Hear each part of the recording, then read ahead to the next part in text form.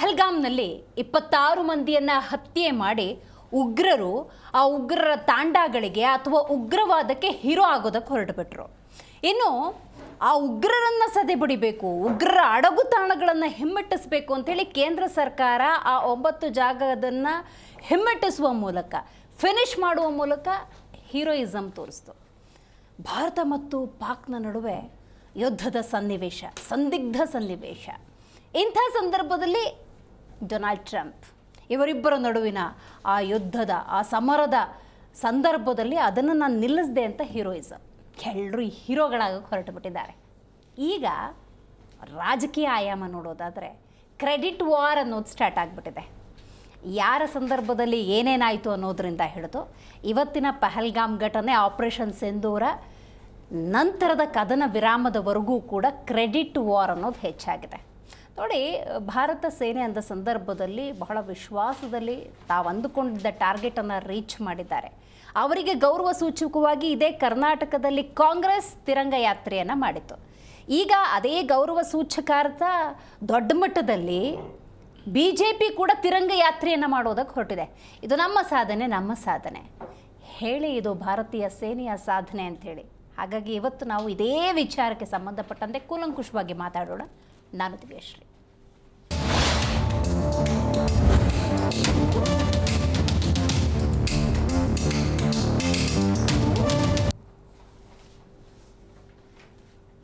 ಇಂಥ ಯುದ್ಧದ ಕಾರ್ಮೋಡದ ಸನ್ನಿವೇಶದಲ್ಲಿ ಕೆಲವೊಂದು ಕಾನ್ಫಿಡೆನ್ಷಿಯಲ್ ವಿಚಾರಗಳು ಅಂತ ಇರ್ತವೆ. ಅದನ್ನು ಸುದ್ದಿಗೋಷ್ಠಿಯಲ್ಲಿ ಬಹಿರಂಗವಾಗಿ ಹೇಳೋದಕ್ಕೆ ಸಾಧ್ಯ ಇಲ್ಲ. ಕಾಂಗ್ರೆಸ್ ಕ್ಯಾನ್ ಅಂಡರ್ಸ್ಟ್ಯಾಂಡ್, ಕಾಂಗ್ರೆಸ್ಗೆ ಅದು ಅರ್ಥ ಆಗುತ್ತೆ. ಆದರೆ ಭಾರತ ಮತ್ತು ಪಾಕಿಸ್ತಾನ ಯುದ್ಧ ಅಂದ ಸಂದರ್ಭದಲ್ಲಿ ನೀವು ಕದನ ವಿರಾಮ ಅನ್ನುವಂಥ ನಿರ್ಧಾರಕ್ಕೆ ಒಪ್ಪಿಗೆ ಕೊಟ್ಟರಲ್ಲ, ಒಂದು ಕಾರಣ ಕೊಡಿ ಅಂತ ಕೇಳ್ತಿದ್ದಾರೆ. ಆ ಕಾರಣವನ್ನು ಎಲ್ಲಿ ಹೇಗೆ ಕೊಡ್ತಾರೆ ಅನ್ನುವಂಥ ಪ್ರಶ್ನೆ ಹಾಗೆ ಉಳ್ಕೊಂಬಿಟ್ಟಿದೆ. ಸೊ ಹಾಗಾಗಿ ಕದನ ವಿರಾಮ ಅನ್ನೋದನ್ನು ಅರಗಿಸಿಕೊಳ್ಳೋದಕ್ಕೆ ಭಾರತೀಯರಿಗೆ ಸಾಧ್ಯ ಆಗ್ತಿಲ್ಲ. ಮತ್ತು ಕನ್ವಿನ್ಸಿಂಗ್ ಫ್ಯಾಕ್ಟ್ರಿಗೆ ನಾವು ಬರೋದಾದರೆ ಇವತ್ತು ನರೇಂದ್ರ ಮೋದಿಯವರೇ ಇರ್ಬೋದು, ಕೇಂದ್ರ ಸರ್ಕಾರವೇ ಇರ್ಬೋದು, ಕೊಡ್ತಿರುವಂಥ ಕಾರಣಗಳನ್ನು ಒಪ್ಕೊಳ್ಳುವಂತಹ ಸ್ಥಿತಿಯಲ್ಲಿ ಭಾರತೀಯರು ಇಲ್ಲ, ಪ್ರತಿಪಕ್ಷಗಳೂ ಇಲ್ಲ. ಭಾರತ ಪಾಕಿಸ್ತಾನದ ಮಧ್ಯೆ ಟ್ರಂಪ್ ಯಾಕೆ ಬಂದರು, ಹೂ ಇಸ್ ಹಿ ಅನ್ನುವಂಥ ಪ್ರಶ್ನೆ ಹಲವು ಬಾರಿ ಬೆನ್ನು ತಟ್ಟಿಕೊಂಡಿದೆ ಅಮೇರಿಕ ಅಧ್ಯಕ್ಷರು. ಯಾಕಂದರೆ ಕದನ ವಿರಾಮದೊಂದು ಚರ್ಚೆ ಆಯಿತು ಅಂತಲೇ ಇಟ್ಕೊಳ್ಳೋಣ. ಇನ್ನು ಭಾರತ ಅನೌನ್ಸ್ಮೆಂಟೇ ಮಾಡಿಲ್ಲ, ಅಷ್ಟರಲ್ಲೇ ಡೊನಾಲ್ಡ್ ಟ್ರಂಪ್ ಟ್ವೀಟಲ್ಲಿ ಹೇಳ್ಬಿಡ್ತಾರೆ ಅನ್ನೋದಾದರೆ ಏನಾಗ್ತಾ ಇದೆ ಅನ್ನುವಂಥ ಪ್ರಶ್ನೆ. ಕದನ ವಿರಾಮ ವಿಚಾರದಲ್ಲಿ ಕ್ರೆಡಿಟ್ ವಾರ್ ಅನ್ನೋದು ಹೆಚ್ಚಾಗಿದೆ. ಟ್ರಂಪ್ ಮಧ್ಯಸ್ಥಿಕೆಗೆ ಕೈ ನಾಯಕರು ಆಕ್ರೋಶವನ್ನು ವ್ಯಕ್ತಪಡಿಸಿದ್ದಾರೆ. ಟ್ರಂಪ್ ಟ್ವೀಟ್ನಿಂದ ಕದನ ವಿರಾಮದ ಮಾಹಿತಿ ಅನ್ನೋದು ಹೊರಗೆ ಬಂತು. ಅದಕ್ಕೂ ಮೊದಲು ಮಾಹಿತಿ ಕೇಂದ್ರ ಯಾಕೆ ನೀಡಲಿಲ್ಲ, ಇದು ಇಲ್ಲಿ ಮ್ಯಾಟರ್ ಇರೋದು. ಆಯಿತು, ಮಾತುಕತೆ ಆಯಿತು ಅನ್ನೋದೇ ಆದರೆ ಡೆಫಿನೆಟ್ಲಿ ನೀವು ಅದನ್ನ ಇನಿಷಿಯೇಟ್ ತೊಗೋಬೇಕಾಗಿತ್ತು. 8 ಗಂಟೆ ನೀವು ಅನೌನ್ಸ್ ಮಾಡಬೇಕು ಅನ್ನೋಷ್ಟರಲ್ಲೇ 7:15 ಬಂದ್ಬಿಟ್ಟು ಮಾತಾಡ್ತಾರೆ ಅನ್ನೋದಾದರೆ, ಅಥವಾ ಟ್ವೀಟಲ್ಲಿ ಬಂದ್ಬಿಟ್ಟು ಹೇಳ್ತಾರೆ ಅನ್ನೋದಾದರೆ, ಏನು ನಾನು ಮೀಡಿಯೇಟ್ ಮಾಡಿದೆ ಅಂತ ಡೊನಾಲ್ಡ್ ಟ್ರಂಪೇ ಹಾಕೋತಾರೆ ಟ್ವೀಟ್ ಖಾತೆಯಲ್ಲಿ ಅನ್ನೋದಾದರೆ ಯಾಕಿದು ಹೇಗಿದು ಅಂತ ಹೇಳಿ ಪ್ರಶ್ನೆಯನ್ನು ಕಾಂಗ್ರೆಸ್ ಕೇಳ್ತಾ ಇದೆ. ಕೇಂದ್ರ ಸರ್ಕಾರದ ನಡೆಗೆ ಕಾಂಗ್ರೆಸ್ ಟೀಕೆ ಟಿಪ್ಪಣಿಗಳನ್ನು ಮಾಡ್ತಾ ಇದೆ. ಟ್ರಂಪ್ ಹೇಳಿಕೆಗಳ ಬಗ್ಗೆ ಕಾಂಗ್ರೆಸ್ ಆಕ್ರೋಶವನ್ನು ವ್ಯಕ್ತಪಡಿಸಿದೆ. ಕದನ ವಿರಾಮದ ಬಗ್ಗೆ ಕೂಡ ಅಸಮಾಧಾನ ಇದೆ. ಬಟ್ ಇಲ್ಲಿ ನನಗೊಂದಷ್ಟು ಗೊಂದಲಗಳಿದ್ದಾವೆ. ಅದನ್ನು ವಕ್ತಾರರ ಮಾತುಗಳಲ್ಲೇ ಅರ್ಥ ಮಾಡ್ಕೊಳ್ಬೇಕಂದ್ರೆ ಯಾವ್ಯಾವ ಸ್ಟೇಟ್ಮೆಂಟ್ ಹೊರಗೆ ಬರುತ್ತೆ ಅಂಥೇಳಿ. ಸದ್ಯಕ್ಕಂತೂ ಕದನ ವಿರಾಮ, ಅಫ್ಕೋರ್ಸ್ ನೀವು ಪಾಕಿಸ್ತಾನದ ಅಮಾಯಕ ನಾಗರಿಕರನ್ನು ಕೇಳಿದ್ರೂ ಕೂಡ ಯಾರಿಗೂ ಯುದ್ಧ ಬೇಡ, ಭಾರತದ ನಾಗರಿಕರನ್ನು ಕೇಳಿದ್ರೂ ಕೂಡ ಯುದ್ಧ ಬೇಡ. ದ ಲಾಸ್ಟ್ ಆಪ್ಷನ್, ಕಡೆಯ ಆಪ್ಷನ್ ಯುದ್ಧ ಆಗಿರಬೇಕು. ಅಲ್ಲಿ ತನಕ ಕೂಡ ಮಾತುಕತೆಯ ಮೂಲಕವೋ ಮಗದೊಂದು ವಿಚಾರದ ಮೂಲಕ ಸಮಸ್ಯೆನ ಬಗೆಹರಿಸ್ಕೊಳ್ಳೋದಕ್ಕೆ ಹೋಗಬೇಕು. ಬಟ್ ಪಾಕಿಸ್ತಾನದ ವಿಚಾರದಲ್ಲಿ ಹಂಗಾಗಲ್ಲ. ಯಾಕಂದ್ರೆ ಅಷ್ಟು ಸತಿ ಸಮಸ್ಯೆ ಮಾಡಿರೋದ್ರಿಂದಾಗಿ this is the best time, ಇದೊಂದು ಸರಿಯಾದ ಟೈಮ್ ಆಗಿತ್ತು ಅವರಿಗೆ ಪಾಠ ಕಲಿಸೋದಕ್ಕೆ ಅಂತಿತ್ತು. ಅದನ್ನು ಆಪರೇಷನ್ ಸಿಂಧೂರದ ಮೂಲಕ ಮಾಡುವಂಥ ಪ್ರಯತ್ನ. ಈ ಕಡೆ ಅವ್ರಿಗೆ ಎಲ್ಲಿ ಹೊಡಿಬೇಕು ಅಲ್ಲೂ ಹೊಡೆದಂಗಾಯಿತು, ಯುದ್ಧನೂ ಮಾಡಿಲ್ಲ.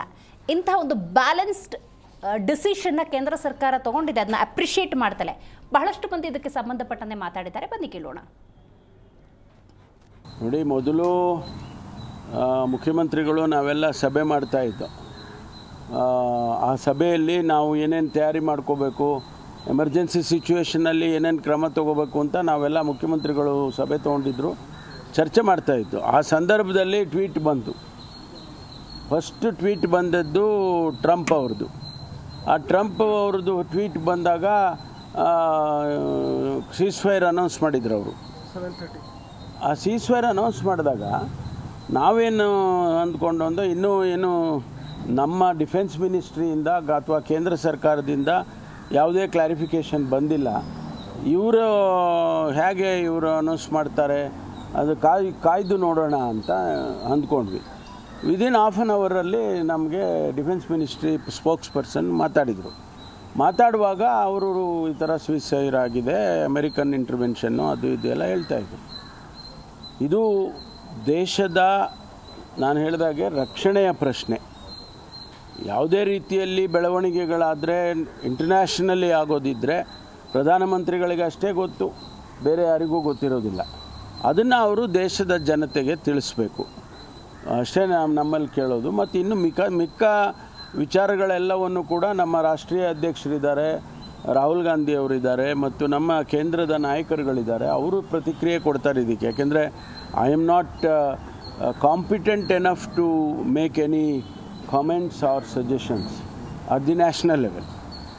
ಗಮನಿಸಬೇಕಾಗಿರುವಂಥ ವಿಚಾರ ಏನಪ್ಪ ಅಂದರೆ, ಪಹಲ್ಗಾಮ್ ಅಟ್ಯಾಕ್ ಆಗಿದ್ದು ಏಪ್ರಿಲ್ 22. ಏಪ್ರಿಲ್ 22 ಆದಮೇಲೆ ಪ್ರಧಾನಮಂತ್ರಿ ಅವರು ಕಾಣಿಸ್ಕೊಂಡಿದ್ದು ಬರೀ ಬಿಹಾರ್ ಚುನಾವಣೆಯಲ್ಲಿ. ಅದಾದ ನಂತರ ಪ್ರಧಾನಮಂತ್ರಿಯವರು ಪಬ್ಲಿಕ್ನಲ್ಲಿ ಎಲ್ಲೂ ಕಾಣಿಸ್ಕೊಂಡಿಲ್ಲ. ನಮ್ಮ ಸೈನಿಕರ ಆತ್ಮಸ್ಥೈರ್ಯವನ್ನು ತುಂಬಲಿಕ್ಕೆ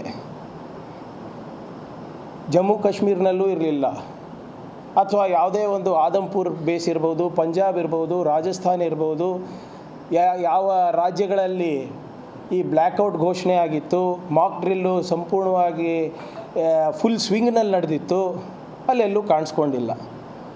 ಮಾನ್ಯ ಪ್ರಧಾನಮಂತ್ರಿಗಳು ಪ್ರತ್ಯಕ್ಷ ಆಗಿದ್ದು ಮೇ 12ನೇ ತಾರೀಕು, ಮೊನ್ನೆ ರಾತ್ರಿ 8 ಗಂಟೆಗೆ, ಯಾವಾಗ ಸೀಸ್ ಫೈರ್ ಎಲ್ಲ ಅನೌನ್ಸ್ ಆಗಿತ್ತು. ಯಾರು ಮಾಡಿದ್ದು ಸೀಸ್ ಫೈರ್ ಅನೌನ್ಸು?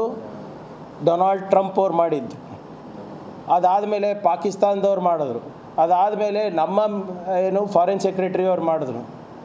ಎಲ್ಲ ಆದಮೇಲೆ ಮೇ 12ನೇ ತಾರೀಕು ಏನು ರಾಷ್ಟ್ರದ ಘೋಷಣೆಗೆ ಅವ್ರದ್ದೇನು ಒಂದು ಮನ್ ಕಿ ಬಾತ್ದು ಟೆಲಿವೈಸ್ಡ್ ವರ್ಷನ್ ಇದೆ ಅಲ್ಲ, ಅದಕ್ಕೆ ಬಂದರು. ಅದಾದಮೇಲೆ ನಿನ್ನೆ ಮೇ 13ನೇ ತಾರೀಕು, ಏನು ಡೇಟ್ ಒಂದು ಆ ಕಡೆ ಈ ಕಡೆ ಆಗಿರ್ಬೋದು ಅಷ್ಟೇ, ಮೇ 13ನೇ ತಾರೀಕು ಮಾನ್ಯ ಪ್ರಧಾನಮಂತ್ರಿಗಳು ಆದಂಪುರ್ನಲ್ಲಿ ಹೋಗಿ ಘೋಷಣೆಗಳನ್ನು ಕೂಗಿ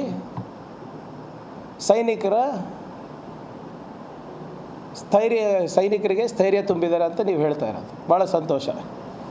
ಆದರೆ ಏಪ್ರಿಲ್ 22ರಿಂದ ಹಿಡ್ಕೊಂಡು 13ನೇ ತಾರೀಕು ತನಕ ಎಲ್ಲಿದ್ದರು ಪ್ರಧಾನಮಂತ್ರಿಗಳು? 4 ಬಾರಿ ಅಮೇರಿಕಾದ ಅಧ್ಯಕ್ಷರು ಡೊನಾಲ್ಡ್ ಟ್ರಂಪ್ ಅವರು, ಅವರ ದೋಸ್ತರು, ಅವರ ಆಪ್ತ ಮಿತ್ರ 4 ಬಾರಿ ಈಗಾಗಲೇ ಈ ಪಾಕಿಸ್ತಾನ ಮತ್ತು ನಮ್ಮ ದೇಶದ ಯುದ್ಧ ವಿರಾಮಕ್ಕೆ ಅವ್ರ ಕಾರಣ, ನಾನು ಮಧ್ಯಸ್ಥಿಕೆ ವಹಿಸಿದ್ದೀನಿ ಅಂತ ನಿನ್ನೆ ಕೂಡ ಸೌದಿ ಅರೇಬಿಯಾನಲ್ಲಿ ಹೇಳಿದ್ದಾರೆ, ನಿನ್ನೆ ಕೂಡ ಸೌದಿನಲ್ಲಿ ಹೇಳಿದ್ದಾರೆ.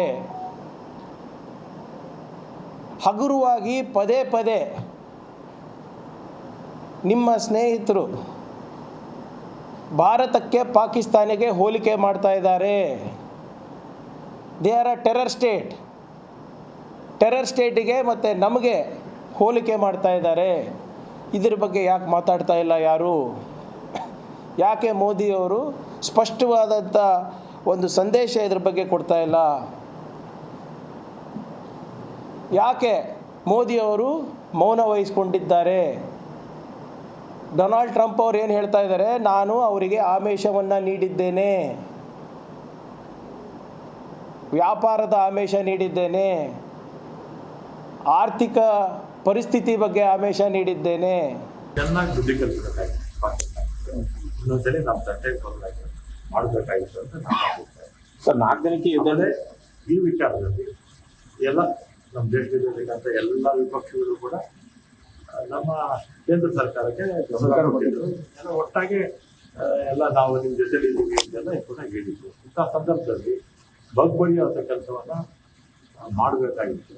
ಟ್ರಂಪ್ ಅನಾವಶ್ಯಕವಾಗಿ ಮಧ್ಯೆ ಬಂದು ಇದು ನಮಗೆ ಒಂಥರ ಒಂದೆಡೆ ಪದೇ ಪದೇ ನಮಗೆ ಕೈ ಸಿಗೋದಿಲ್ಲ, ಎಲ್ಲಿಗಳು ಬಡಿಬೇಕು ಅಲ್ವಾ, ಅಲ್ಲೇ ಸಿಗಾಕೊಂಡಿದ್ರು. ಇನ್ನೊಂದ್ಸಲಿ ನಮ್ಮ ತಟ್ಟೆಗೆ ಬರಬಾರ್ದು ಭಾರತ ತಟ್ಟೆಗೆ, ಆ ರೀತಿ ಮಾಡಿ ದೇಶ ಕೇಂದ್ರ ಸರ್ಕಾರದ ಜೊತೆಲಿತ್ತು ದೇಶ ಎಲ್ಲ ಪಕ್ಷ. ಕಾಂಗ್ರೆಸ್ಸಿಗರ ಟೋನ್ ನೋಡಿದಾಗ ಅವರು BJP ಮತ್ತು ಪಾಕಿಸ್ತಾನದ ನಡುವೆ ಯುದ್ಧ ಅಂತ ಅಂದ್ಕೊಂಡ್ಬಿಟ್ಟಂಗೆ ಕಾಣ್ತಾ ಇದೆ. ಭಯೋತ್ಪಾದಕ ದಾಳಿ ಅದು ರಾಜಕೀಯ ಪಕ್ಷವನ್ನು ಗುರಿಯಾಗಿಸಿಕೊಂಡು ನಡೆಸಿದ ದಾಳಿ ಅಲ್ಲ. ರಾಜಕೀಯ ಪಕ್ಷಕ್ಕೆ ಮೀರಿ ಭಾರತದ ಸಾರ್ವಭೌಮತೆಯನ್ನು, ಭಾರತದ ಪ್ರಜಾಪ್ರಭುತ್ವ ವ್ಯವಸ್ಥೆಯನ್ನು, ಭಾರತದಲ್ಲಿರ್ತಕ್ಕಂಥ ಸರ್ವಧರ್ಮ ಸಮಭಾವ ಸಮಬಾಳ್ವೆಯನ್ನು ಪ್ರಶ್ನಿಸಿ ಹತ್ಯೆ ನಡೆಸಿದ್ದು, ಯುದ್ಧಕ್ಕೆ ಪ್ರಚೋದನೆ ಕೊಡುವಂತೆ ಹತ್ಯೆ ನಡೆಸಿದ್ದು. ಆದರೆ ಕಾಂಗ್ರೆಸ್ ನಾಯಕರುಗಳು ಇಡೀ ದೇಶ ಯುದ್ಧ ಮಾಡಬೇಕು ಅಂತ ಹೇಳ್ತಿದ್ದಾಗ ನಮ್ಮ ಕರ್ನಾಟಕದ ಮುಖ್ಯಮಂತ್ರಿ ಸನ್ಮಾನ್ಯ ಸಿದ್ದರಾಮಯ್ಯನವರು ಯುದ್ಧ ಬೇಡ, ಶಾಂತಿ ಬೇಕು ಅಂತ ಹೇಳಿದರು. ಇವ್ರ ಹೇಳಿಕೆ ಪಾಕಿಸ್ತಾನದಲ್ಲಿ ಲೀಡಿಂಗ್ ನ್ಯೂಸ್ ಆಯಿತು. ಉರ್ದುನಲ್ಲಿ ರೈಟ್, ಭಾರತ ಮತ್ತು ಪಾಕಿಸ್ತಾನದ ನಡುವೆ ಯುದ್ಧ ಆಯಿತೋ ಇಲ್ಲೋ, ಆಗುತ್ತೋ ಇಲ್ಲೋ, ದಾಳಿ ಪ್ರತಿದಾಳಿ ಅಂತೂ ಆಗಿದೆ. ಆದರೆ ರಾಷ್ಟ್ರೀಯ ಪಕ್ಷಗಳು ಅಂದಾಗ ಅಯ್ಯೋಯ್ಯೋ ದೊಡ್ಡ ಮಟ್ಟದ ಯುದ್ಧ ಆರಂಭ ಆಗಿದೆ. ಈ ಬಗ್ಗೆ ಮಾತಾಡಲಿಕ್ಕೆ ಮೊದಲನೇದಾಗಿ ನಮ್ಮ ಕಾರ್ಯಕ್ರಮದಲ್ಲಿ JDS ವಕ್ತಾರರಾಗಿರುವಂಥ ನಾಗೇಂದ್ರ ಬಾಬು ಪ್ರಸಾದ್ ಅವರಿದ್ದಾರೆ, ನಮಸ್ಕಾರ. BJP ವಕ್ತಾರರು ಗೋವಿಂದರಾಜು ಅವರಿದ್ದಾರೆ, ನಮಸ್ಕಾರ. ಇನ್ನು ಕಾಂಗ್ರೆಸ್ ವಕ್ತಾರರಾಗಿರುವಂಥ ದರ್ಶನ್ ಅವರಿದ್ದಾರೆ, ನಮಸ್ಕಾರ. ಇನ್ನು AP ವಕ್ತಾರರು ಅನಿಲ್ ನಾಚಪ್ಪ ಅವರಿದ್ದಾರೆ, ನಮಸ್ಕಾರ. ದರ್ಶನ್ ಅವರೇ, ನಿಮ್ಮಿಂದನೇ ಆರಂಭ ಮಾಡೋಣ. CT ರವಿಯವರು ಮಾತಾಡಿದ್ದನ್ನ ಕೇಳಿಸ್ಕೊಂಡಿದ್ದು ನೀವು. ಯುದ್ಧ ಅಂದಾಗ ಶಾಂತಿ ಅಂತೀರಿ, ಕದನ ವಿರಾಮ ಅಂದಾಗ ಯಾಕೆ ಅಂತೀರಿ? ಅಫ್ಕೋರ್ಸ್ ಒಂದು ಕೇಂದ್ರ ಸರ್ಕಾರ ಅಂದಾಗ ಕೆಲವೊಂದು ಕಾನ್ಫಿಡೆನ್ಷಿಯಲ್ ವಿಷಯಗಳಿರ್ತವೆ, ಅದನ್ನು ಬಹಿರಂಗವಾಗಿ ಹೇಳೋಕ್ಕಾಗೋದಿಲ್ಲ. ಅದು ಪ್ರತಿಪಕ್ಷವಾಗಿ ನಿಮಗೂ ಕೂಡ ಗೊತ್ತಿರುತ್ತೆ. ಆದರೂ ಕೂಡ ನೀವೊಂದು ಸ್ಪಷ್ಟನೆಯನ್ನು ಕೇಳ್ತಿದ್ದೀರಿ ಅಂದರೆ ಯಾವ ಕಾರಣಕ್ಕೆ, ಯಾವ ಸ್ಪಷ್ಟನೆ ಬೇಕು ನಿಮಗೆ? ಇದು ಸಿದ್ದರಾಮಯ್ಯನವರು ಹೇಳಿರ್ತಕ್ಕಂಥದ್ದು ಅವರ ವೈಯಕ್ತಿಕ ವಿಚಾರ. ಇವತ್ತು ನಿಲ್ಸಿದಾರಲ್ಲ, ಇವತ್ತು ದಿನ ಬೆಳಗಾದ್ರೆ ಶಾಂತಿ ಶಾಂತಿ ಶಾಂತಿ ಶಾಂತಿ, ಏನು ಒಬ್ರಿಬ್ರು ಹೇಳ್ತಿದ್ರ, ಇರೋಬರ BJP ಇರಲ್ಲ ಶಾಂತಿ ಶಾಂತಿ ಶಾಂತಿ ಜಪ ಮಾಡ್ತಾ ಇದ್ದಾರೆ. ಒಂದು ವಿಚಾರ. ಈಗ ನಾವು ಡಿಸ್ಕಸ್ ಮಾಡಬೇಕಾಗಿರೋದು ಯಾವುದು? ನಮ್ಮ ದೇಶದ ಪ್ರಧಾನಿ ಟ್ರಂಪೋ, ಮೋದಿನೋ, ಅಥವಾ ಗೃಹ ಸಚಿವ ಟ್ರಂಪೋ, ಅಥವಾ ರಕ್ಷಣಾ ಸಚಿವ ಟ್ರಂಪೋ, ಒಂದು ಅರ್ಥ ಆಗ್ತಾ ಇಲ್ಲ. ಯಾಕೆಂದ್ರೆ ದೇಶ ಅಂದ್ರೆ ದೇಶದ ಅದರದೇ ಆದಂತ ಸ್ವಾಭಿಮಾನ ಇದೆ, ನಮ್ಮ ಹಿನ್ನೆಲೆ ಇದೆ. ಸೊ ನಾವು ಯಾವ ರೀತಿ ಅಂತಾರಾಷ್ಟ್ರೀಯ ಮಟ್ಟದಲ್ಲಿ ನಡೆದುಕೊಂಡಿದೀವಿ, ನಮ್ಮ ಘನತೆ ಹೇಗಿತ್ತು ಏನು ಅನ್ನುವಂಥದ್ದು ನಾವು ಮರಿಬಾರ್ದು. ಇವತ್ತು ಏನು ಪೆಹಲ್ಗಾಮ್ ಘಟನೆ ಆಯ್ತು. ಪೆಹಲ್ಗಾಮ್ ಘಟನೆ ಆದಮೇಲೆ ಈಗ ನರೇಂದ್ರ ಮೋದಿಯವರು ಹೋಗಿರೋ ವಿಚಾರಕ್ಕೆ ಅಥವಾ ಮಾತಾಡಿರೋ ವಿಚಾರಕ್ಕೆ ನಾವು ಹೇಳಬೇಕಂದ್ರೆ, ಪೆಹಲ್ಗಾಮ್ ಘಟನೆ ಆದ ಸ್ಥಳಕ್ಕೆ ನರೇಂದ್ರ ಮೋದಿಯವರು ಹೋಗಲಿಲ್ಲ. ಏರ್ ಟಿಕೆಟ್ ಜಾಸ್ತಿ ಆದಾಗ ಒಂದೇ ಒಂದು ಮಾತಾಡಲಿಲ್ಲ. ಆ ಸತ್ತವ್ರ ಮನೆಗೆ ಇವತ್ತಿನ ತನಕ ಕೇಂದ್ರ ಸರ್ಕಾರ ₹1 ಪರಿಹಾರ ಕೊಟ್ಟಿಲ್ಲ. ಸತ್ತವ್ರ ಮನೆಗೆ ಸಾಂತ್ವನ ಹೇಳಿಲ್ಲ. ನೀವು ಅಂದರೆ ರಾಹುಲ್ ಗಾಂಧಿ ಅವರು ಇವತ್ತು ಹೋಗಿದ್ದಾರೆ.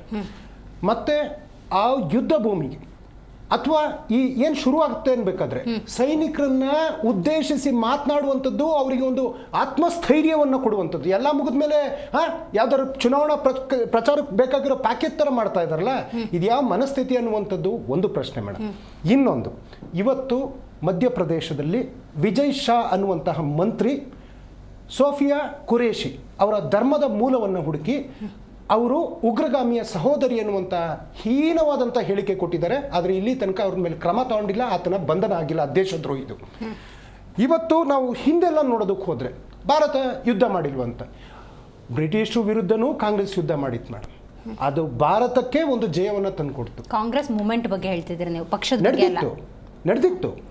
ಕಾಂಗ್ರೆಸ್ ಪಕ್ಷನೇ ಸ್ಥಾಪನೆ ಆಗಿದೆ 885. ನಿಮ್ಗೇನು ಅನ್ಸುತ್ತೆ? ಇನ್ನೊಂದು, 62ರಲ್ಲಿ ನಾವು ಯುದ್ಧ ಸೋತಿರಬಹುದು, ಆದರೆ ನಮ್ಮ ಸ್ವಾಭಿಮಾನ ಸೋತಿರಲಿಲ್ಲ. ಲತಾ ಮಂಗೇಶ್ಕರ್ ಅವ್ರನ್ನ ಕರೆಸಿ ಸೈನಿಕರಿಗೋಸ್ಕರ ಏ ಮೇರೆ ವತನ್ ಕೆ ಲೋಗ್ ಅಂತ ಹಾಡನ್ನು ಹೇಳಬೇಕಾದ್ರೆ ನೆಹರು ಅವರ ಕಣ್ಣಲ್ಲಿ ಕಣ್ಣೀರು ಹಾಗೆ ಇಳಿತಾ ಇತ್ತು. ನಮ್ಮ ಸ್ವಾಭಿಮಾನ ಯಾವತ್ತೂ ನಾವು ಬಿಟ್ಕೊಟ್ಟಿಲ್ಲ. ಮತ್ತೆ ಯುದ್ಧ ಭೂಮಿಗೆ ಹೋಗಿದ್ರು ನೆಹರೂರವರು 71ರ ಯುದ್ಧ ಆದಾಗ. ಯುದ್ಧಕ್ಕೂ ಬಿಫೋರ್ ನಾವು ನೋಡಲೇಬೇಕಾಗ್ತದೆ ಮೇಡಮ್. ಅಮೆರಿಕದ ಅಧ್ಯಕ್ಷ ರಿಚರ್ಡ್ ನಿಕ್ಸನ್ ಇಂದಿರಾ ಗಾಂಧಿ ಅವರಿಗೆ ಯಾವುದೇ ಅವಕಾಶ ಕೊಡೋದಕ್ಕೆ ಬಿಡಲ್ಲ. ನೀವು ಯುದ್ಧ ಮಾಡಬಾರ್ದು ಅಂತ ಘಂಟಾನುಘೋಷವಾಗಿ ಆತ ಹೇಳ್ತಾನೆ. ಅವರ ಭೂಮಿನಲ್ಲೇ ಇಂದಿರಾ ಗಾಂಧಿ ಅವರು ನಿಂತ್ಕೊಂಡು ಆತನಿಗೆ ವಾರ್ನ್ ಮಾಡಿ ಬರ್ತಾರೆ.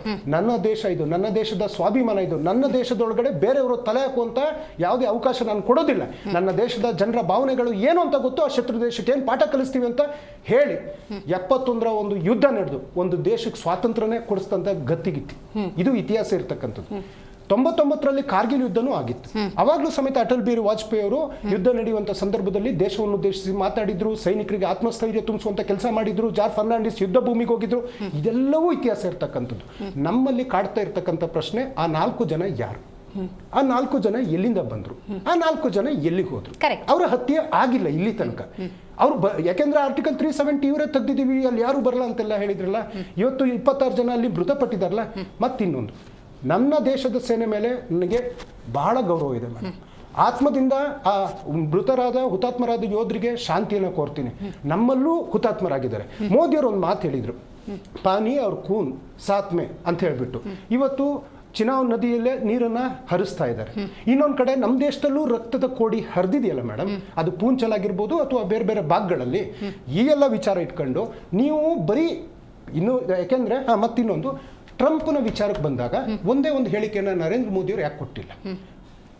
ಅಲ್ಲಿ ವಿಕ್ರಮ್ ಮಿಸ್ತ್ರಿ ಅವರು ಅಫಿಷಿಯಲಿ ಬಂದು ಹೇಳಿದ್ದಾರೆ, ಟ್ರಂಪ್ ಅವ್ರ ಹೆಸರನ್ನು ತಗೊಂಡಿದ್ದಾರೆ, ಅಧಿಕಾರಿ ಬಂದು ಹೇಳಿದ್ದಾರೆ. ಸೊ ನಮ್ಮ ದೇಶದ ಸ್ವಾಭಿಮಾನಕ್ಕೆ ಆ ಹೆಸರನ್ನ ಪ್ರಯೋಗ ಮಾಡದೆ ನಿಮ್ಮ ಹೆಸರನ್ನ ಹೇಳುವ ಅಗತ್ಯ ಇಲ್ಲ ಅನ್ನುವಂಥ ಸಂದೇಶ ಕೊಟ್ಟಂಗೆ ಅಂತ ಭಾವಿಸಕ್ಕಾಗಲ್ವಾ ಮೇಡಮ್? ನಾನು ಭಾರತೀಯ ಬಳಕೆ ಮಾಡಿದ್ರೆ ಮಧ್ಯಸ್ಥಿಕೆ ವಹಿಸಿದ್ರು ಅಂತ ಒಪ್ಕೊಂಡಂಗಾಗತ್ತೆ ಮೇಡಮ್.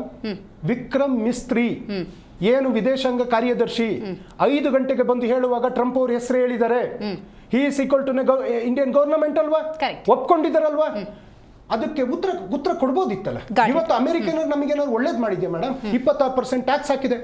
ಇಂಡಿಯಾದವ್ರ ಕೈಗೆ ಕೋಳೆ ಎಲ್ಲ ತೊಡಸ್ಕೊಂಡ್ಬಿಟ್ಟು ಕಳಿಸಿದ್ರು. ಅವಾಗಲೂ ನರೇಂದ್ರ ಮೋದಿ ಅವರು ಮೌನ ಆಗಿದ್ರು. ನಿನ್ನೆ ಸೌದಿ ಅರೇಬಿಯಾದಲ್ಲಿ ನಿಂತ್ಕೊಂಡು ನಾನು ಭಾರತಕ್ಕೆ ಎಚ್ಚರಿಕೆ ಕೊಟ್ಟೆ ಅಂತ ಹೇಳಿಕೆ ಕೊಡುವಾಗ ಅಂತಾರಾಷ್ಟ್ರೀಯ ಮಟ್ಟದಲ್ಲಿ ಭಾರತದ ಗೌರವ ಏನಾಗಬೇಕು? ಇದು ನಮ್ಮ 2 ದೇಶಗಳ ನಡುವೆ ಇರ್ತಕ್ಕಂಥ ವಿಚಾರ. ಕಾಶ್ಮೀರ ಕಟ್ಕೊಂಡು ಅವ್ರಿಗೆ ಏನಾಗಬೇಕು? ಮತ್ತೆ ಅಶೋಕ್ POK ಬಿಟ್ಕೊಟ್ಟಾಗಿದೆ ಅಂತ ಹೇಳ್ತಾ ಇದ್ದಾರೆ. ಮೇಡಮ್, ಕಾಶ್ಮೀರ ನಮ್ದು ಮೇಡಮ್, ನಮಗೆ ಸಿಗ್ಬೇಕದು, ನಮ್ಮ ಹಕ್ಕದು. ಏನೇನು ಬಾಲಿಶ ಹೇಳಿಕೆ ಕೊಡ್ತಾರೆ? ಹಾಗಾದ್ರೆ ಗೋವಿಂದರಾಜು ಅವರೇ, ಭಾರತದ ತೀರ್ಮಾನವನ್ನ ಅಮೆರಿಕ ಮಾಡೋದಾದ್ರೆ, ಟ್ರಂಪ್ ಮಾಡೋದಾದ್ರೆ ಸಾರ್ವಭೌಮತೆ ಬಗ್ಗೆ ಅರಿವೇ ಇಲ್ವಾ ನೀವು ಅದೆಂತ ದೇಶಭಕ್ತರು ಅಂತ ಕೇಳ್ತಿದ್ದಾರೆ, ಉತ್ತರ ಕೊಡಿ. ನೋಡಿ ಮೇಡಮ್, ಏನು ಪಹಲ್ಗಾಮ್ ವಿಚಾರದಲ್ಲಿ ಇವತ್ತು ಏನು ಘಟನೆ ಆದಂತ ನಂತರ ಭಾರತ ಸರ್ಕಾರ ತಗೊಳ್ಳೋಂಥ ಕ್ರಮ ಹೇಗೆ ಅನ್ನೋದು ನಿಮ್ಗೆ ಗೊತ್ತಿದೆ. ನಾವು ಹಿಂದೆ ಎಲ್ಲ ಒಂದು ಭಯೋತ್ಪಾದಕ ದಾಳಿ ಆದರೆ ನಮ್ಮ ಒಂದು ಉಗ್ರವಾದ ಖಂಡನೆ ಮತ್ತೆ ಕಣ್ಣೀರಿಗೆ ಮಾತ್ರ ಸೀಮಿತ ಆಗ್ತಾ ಇತ್ತು. ಆದರೆ ಈ ಒಂದು ಆಪರೇಷನ್ ಸಿಂಧೂರದ ಮೂಲಕ ಒಂದು ಉಗ್ರರ ದಾಳಿ ಆದರೆ ಹೇಗೆ ಒಂದು ರಾಷ್ಟ್ರವನ್ನ, ಹೇಗೆ ಒಂದು ಭಯೋತ್ಪಾದಕರ ತಾಣಗಳನ್ನ ಹೇಗೆಲ್ಲ ಹೊಡಿಬೋದು ಅಂತ ಹೇಳ್ಬಿಟ್ಟು ಆಪರೇಷನ್ ಸಿಂಧೂರದ ಮೂಲಕ ಇವತ್ತು ನಾವು ತೋರಿಸ್ಕೊಟ್ಟಿದೆ ಇವತ್ತು ಭಾರತದ ಸೇನೆ ಮತ್ತೆ ಸರ್ಕಾರ. ಸುಮಾರು ಏನು ಜೈಷೆ ಮೊಹಮ್ಮದ್ ಇರ್ಬೋದು, ಲಷ್ಕರ್ ಇ ತೊಯ್ಬಾ ಇರ್ಬೋದು, ಇವ್ರದ್ದೆಲ್ಲ ಸಂಘಟನೆ ಒಂದು ದೊಡ್ಡ ದೊಡ್ಡ ಕಾರ್ಯಾಚರಣೆ ಒಂದು ಬೇಸಿನ್ಗಳಿದ್ವಲ್ಲ, ಈ ಬೇಸಿನ್ಗೆ ನಮ್ಮ ಜಾಗದಲ್ಲೇ ನಿಂತು ಅವರನ್ನ ಅವರ ವಾಸಿರುವ ಸ್ಥಳಗಳನ್ನ ಒಡೆದಾಕ ಕೆಲಸ ಮಾಡಿರ್ತಕ್ಕಂಥದ್ದು ಇವತ್ತು ನಮ್ಮ ಭಾರತ ಸರ್ಕಾರದ ಸೇನೆ. ಅಂತ ರೀತಿಯ ಒಂದು ಇವತ್ತು ಎಲ್ಲ ಒಂದ್ ಕಡೆ ದಾಳಿ ನಡೆದಾಗ ಯಾರಿಗೂ ಊಹೆನೂ ಮಾಡೋಕ್ಕಾಗಿಲ್ಲ. ನಮ್ಮ ಜಾಗದಲ್ಲೇ ಇದ್ದು ನಮ್ಮಲ್ಲಿರ್ತಕ್ಕಂಥ ಎಲ್ಲ ಒಂದು ಅಸ್ತ್ರಗಳು, ಒಂದು ಡಿಜಿಟಲ್ ಆಗಿರ್ತಕ್ಕಂಥ ಒಂದು ವೆಪನ್ಸ್ಗಳನ್ನ ಯೂಸ್ ಮಾಡಿ ನಾವು ಇಲ್ಲೂ ನಿಂತ್ಕೊಂಡೇನೆ ಅವ್ರನ್ನ ಹೊಡಿಬೋದು ಅಂತ ಇವತ್ತೇನಾದರೂ ಇಡೀ ದೇಶಕ್ಕೆ ತೋರಿಸ್ಕೊಟ್ಟು ಇವತ್ತು ಭಾರತನೂ ಕೂಡ ಒಂದು ಶಕ್ತಿಶಾಲಿಯಾಗಿದೆ ಅನ್ನೋದನ್ನ ಟೆಕ್ನಾಲಜಿ ಇರ್ಬೋದು, ಅದೇ ರೀತಿ ಬಳಸುವಂಥ ವೆಪನ್ಗಳ ಮೂಲಕ ಇವತ್ತು ಇಡೀ ಪ್ರಪಂಚಕ್ಕೆ ತೋರಿಸ್ಕೊಟ್ಟಿದೆ. ಅದೇ ರೀತಿ ಸೇನಾ ವಲಯಗಳು ಏನೇನಿದ್ದವರು ಲಾಂಚಿಂಗ್ ಪ್ಯಾಡ್ಗಳು ಅಂತ ಏನಿದ್ದು ಅವನ್ನು ಕೂಡ ಅವ್ರ ಊಹೆನೂ ಮಾಡೋಕ್ಕಾಗಿರಲಿಲ್ಲ ಅಂಥವನ್ನು ಸುಮಾರು 10 ಕಡೆ ಒಂದು ನಮ್ಮದೇ ಆದ ಒಂದು S-400 ಉಪಯೋಗಿಸಿ ಇವತ್ತು ಆ ಸ್ಥಳಗಳನ್ನೆಲ್ಲ ಇವತ್ತು ನಾಶ ಮಾಡೋಂಥ ಕೆಲಸನೂ ಕೂಡ ಆಗಿದೆ. ಹಿಂದೆಲ್ಲ ನಾವು ಏನು ಉಗ್ರವಾದ ಖಂಡನೆ ಕಣ್ಣೀರು ಬಿಟ್ಟರೆ ನಮ್ಮಲ್ಲಿ ಏನನ್ನೂ ಕಾಣ್ತಿರ್ಲಿಲ್ಲ, ಜನರಿಗೆ ಎಲ್ಲೂ ಕೂಡ ಒಂದು ವಿಶ್ವಾಸನೂ ಬರ್ತಿರ್ಲಿಲ್ಲ. ಆದರೆ ನಾವು ತೋರಿಸ್ಕೊಟ್ಟಿದ್ದೀವಿ ಆಲ್ರೆಡಿ. ಉರಿ ದಾಳಿ ಇರ್ಬೋದು, ಅದೇ ರೀತಿ ಪುಲ್ವಾಮಾ ದಾಳಿ ಇರ್ಬೋದು. ಪುಲ್ವಾಮಾ ದಾಳಿ ಬಗ್ಗೆ ವಿರೋಧ ಪಕ್ಷಗಳು ನಾನಾ ರೀತಿಯ ವಿಚಾರಗಳನ್ನ ಇದನ್ನ ಕೇಳಿದ್ರು, ಅಂದ್ರೆ ಎಲ್ಲ ಒಂದ್ ಕಡೆ ಪ್ರೂಫ್ ಕೇಳಿದ್ರು. ಇವತ್ತು ಪ್ರೂಫ್ ಯಾರ್ಯಾರು ಕೊಟ್ಟಿದ್ದಾರೆ ಅಂತ ಕೇಳಿಸ್ಕೊಂಡಿದ್ರೆ ಸಾಕಾಗುತ್ತೆ. ಮುಂದೇನೂ ಕೂಡ ಕಾಂಗ್ರೆಸ್ನವ್ರು ಇದೇ ರೀತಿ ಕೇಳುವಂತ ವಾತಾವರಣ ಸೃಷ್ಟಿ ಆಗ್ತಲೇ ಇದೆ. ಯಾಕೆಂದ್ರೆ ಇವತ್ತು ಉರಿ ದಾಳಿ ಇರ್ಬೋದು, ಪುಲ್ವಾಮಾ ದಾಳಿಗೆ ಪ್ರೂಫ್ಗಿಂತ ಹೆಚ್ಚಾಗಿ ಸ್ಪಷ್ಟನೆ ಕೇಳ್ತಿದ್ದಾರೆ. Who is Trump? ಯಾಕೆ ಅವ್ರ ಮಾತನ್ನ ನಾವು ಕೇಳಬೇಕು? ಇದಕ್ಕೆ ಎಕ್ಸ್ಟರ್ನಲ್ ಅಫೇರ್ ಮಿನಿಸ್ಟರ್ನ ಕಾರ್ಯದರ್ಶಿ ಒಂದು ಉತ್ತರವನ್ನು ಕೊಟ್ಟಿದ್ದಾರೆ. ನಿನ್ನೆ ಪ್ರೆಸ್ ಮೀಟ್ ಮೂಲಕ ಇಡೀ ದೇಶದ ಜನತೆಗೆ ಏನೆಲ್ಲ ಆಯಿತು, ಹೇಗೆ ನಾವು ಇದನ್ನು ಸೀಸ್ ಫೈರ್ ಮಾಡೋದಕ್ಕೆ ಇದಾಯಿತು ಅಂತ. ಆದರೆ ಇದು ಜಸ್ಟ್ ವಿರಾಮ ಮೇಡಮ್, ಇದೇನು ಮುಗ್ದೇ ಹೋಗಿದೆ. ನಾವು ಆಲ್ರೆಡಿ ಮೋದಿ ಅವರು ಹೇಳಿದ್ದಾರೆ, ಭಯೋತ್ಪಾದನೆ ವಿಚಾರದಲ್ಲಿ ನಿಲ್ಲಿಸುವಂತ ಕೆಲಸನೇ ಇಲ್ಲ.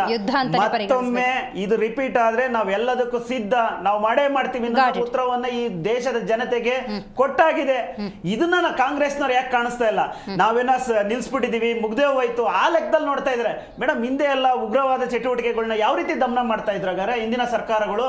ಇವತ್ತು ಯಾರೇ ಉಗ್ರರಿಗೆ ಈ ದೇಶದ ಬಗ್ಗೆ ಈ ಕಡೆ ತಿರುಗಿ ನೋಡೋದಕ್ಕೂ ಎಲ್ಲ ಒಂದ್ ಕಡೆ ಭಯ ಅನ್ನೋದು ವಾತಾವರಣ ಸೃಷ್ಟಿಯಾಗಿದೆ. ಏಪ್ರಿಲ್ 22ನೇ ತಾರೀಕಿಂದ ಮೇ 6ನೇ ತಾರೀಕು it is a biggest gap. ಆ ಗ್ಯಾಪ್ ಏನೋಯ್ತು ಅಲ್ಲ ಪ್ರಿಪ್ರೇಷನ್ ಟೈಮ್ ಅಂತ ಅನ್ಕೊಳ್ಳೋಣ. ಈಗ ನೀವು ಕದನ ವಿರಾಮ ಅಂದ್ರೆ ಈಗ ಅವ್ರ IMF ಇಂದ ದುಡ್ಡು ಬೇರೆ ತಗೊಂಡ್ಬಿಟ್ರು, ಸ್ಯಾಂಕ್ಷನ್ ಮಾಡ್ಕೊಂಡ್ಬಿಟ್ರು. They got a time to prepare? ಇಲ್ಲ ನೋಡಿ ಮೇಡಮ್, ಈಗ ಪ್ರಿಪೇರ್ ಅನ್ನೋದು ನನಗನ್ಸುತ್ತೆ ಈಗ ಪಾಕಿಸ್ತಾನ ಅದೋ ಪಾಕಿಸ್ತಾನನೋ ಏನೋ ಅಂತ ನಾವು ಹೇಳೋಣ. ಈಗ ಅವರೆಲ್ಲ ಮಾಡೋ ಅಂತ ಇದಕ್ಕೆ ನಮ್ಮ ಕಡೆ ಎಲ್ಲವನ್ನು ತಯಾರಿನಲ್ಲಿ ನಾವು ಇಟ್ಕೊಂಡಿದ್ದೀವಿ. ಯಾಕೆಂದ್ರೆ S-400 ಪರ್ಚೇಸ್ ಮಾಡಬೇಕಾದಾಗ ಮೇಡಮ್ ರಷ್ಯಾದಿಂದ ಸಾಕಷ್ಟು ಜನ ನಾಯಕರುಗಳು ಬೇರೆ ಬೇರೆ ವಿಚಾರಗಳನ್ನ ಮುಂದಕ್ಕೆ ತಂದ್ಬಿಟ್ರು. ಅದರ ಉಪಯೋಗ ಏನು ಅಂತ ಇವತ್ತು ನಿಜವಾಗಿ ಭಾರತ ಜನತೆಗೆ ಗೊತ್ತಾಗಿದೆ. ಯಾಕೆಂದ್ರೆ ಅವತ್ತು ವಿರೋಧ ಪಕ್ಷದ ನಾಯಕರುಗಳಿಗೆ ಅದನ್ನ ಎಲ್ಲೋ ಒಂದ್ ಕಡೆ ಒಪ್ಸುವಂತ ಕೆಲಸ ಮಾಡಿದ್ರೆ ಬಹುಶಃ ಇಂತಹ ಆಧಾರ 35,000 ಕೋಟಿಯಷ್ಟು ಅವತ್ತು ವ್ಯಯ ಮಾಡಿದ್ದು ಏನಕ್ಕೆ ಅಂತ ಪ್ರಶ್ನೆ ಮಾಡೋಕ್ಕೂ ಹೊರಟಿದ್ರು. ಅಂತ ವಿಚಾರ ಇಟ್ಕೊಂಡು ಇವತ್ತು ಅದೇ 35,000 ಕೋಟಿ ಅಂತ ತಂದಂತ ವೆಪನ್ ಇಂದಲೇ ಇವತ್ತು ಅವ್ರನ್ನ ನಾಶ ಮಾಡೋಂಥ ಕೆಲಸ ಇವತ್ತು ಈ ಒಂದು ಸೇನೆಯಿಂದ ಆಗಿದೆ. ಮುಂದೇನಾಗುತ್ತೆ ಮೇಡಮ್, ಇವತ್ತು ಭಾರತ ಅನ್ನೋದು ಬಹಳ ಬಲಿಷ್ಠವಾಗಿದೆ.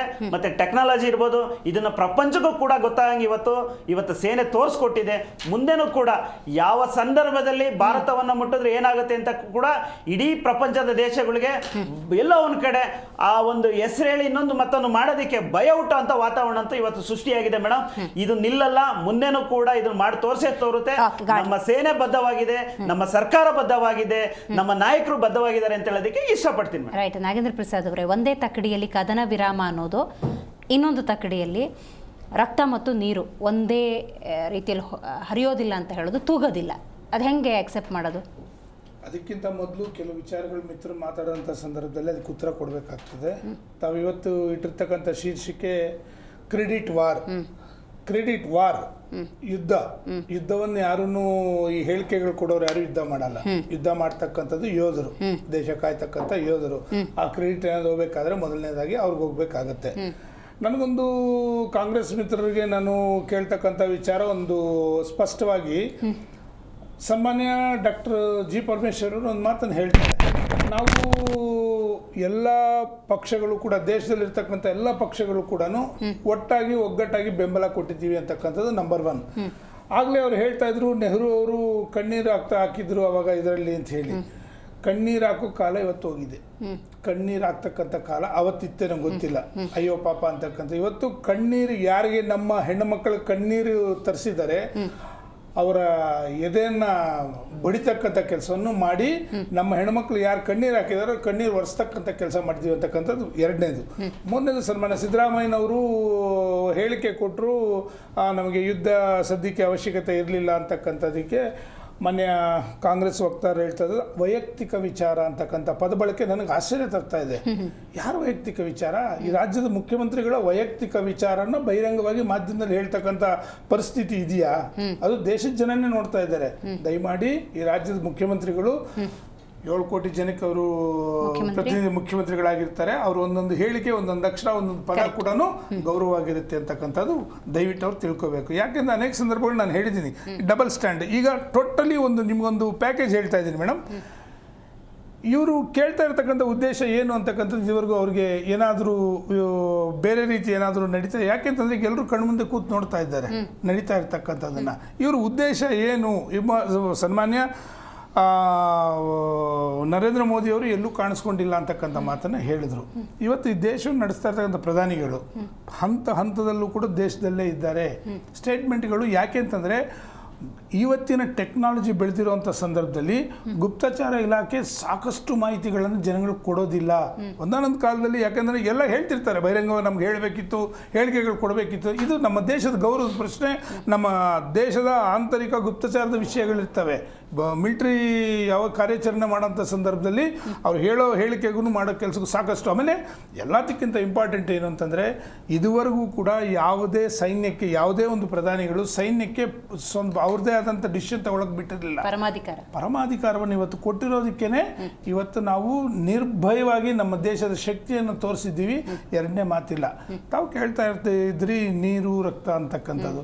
ನೋಡಿ, ಇವತ್ತು ಅವೆರಡು ಒಂದೇ ತಕಡಿಲ್ ತೂಗಲ್ಲ. ಒಂದ ಯುದ್ಧ, ಇಲ್ಲ ಕದನ ವಿರಾಮ. ಒಂದ ಶಾಂತಿ ಅಂತ ಇರಬೇಕು, ಇಲ್ಲ ಯುದ್ಧ ಅಂತ ಹೋಗಬೇಕು. ಅದನ್ನ ಹೆಂಗೆ ಒಂದೇ ತಕಡಿಲ್ ನೀವು ತೂಗಿಸ್ತೀರಿ? ಮೇಡಮ್, ನಾನು ಅದನ್ನೇ ಈಗ ಇಷ್ಟೊತ್ತು ತನಕ ನಾನು ಯಾಕೆ ಹೇಳ್ತಾ ಇದ್ದೀನಿ ಅಂತಂದರೆ, ಇವತ್ತು ದೇಶದ 140 ಕೋಟಿ ಜನ ಬಯಸ್ತಾ ಇರ್ತಕ್ಕಂಥದ್ದು ಈ ನಮ್ಮ ದೇಶ ಯಾವಾಗಲೂ ಕೂಡ ಆರಾಮಾಗಿ ನಮ್ಮ ಸಾರ್ವಜನಿಕರು ನಿರ್ಭಯವಾಗಿ ದೇಶದಲ್ಲಿ ಓಡಾಡುವಂಥ ಪರಿಸ್ಥಿತಿ ಆಗಬೇಕು.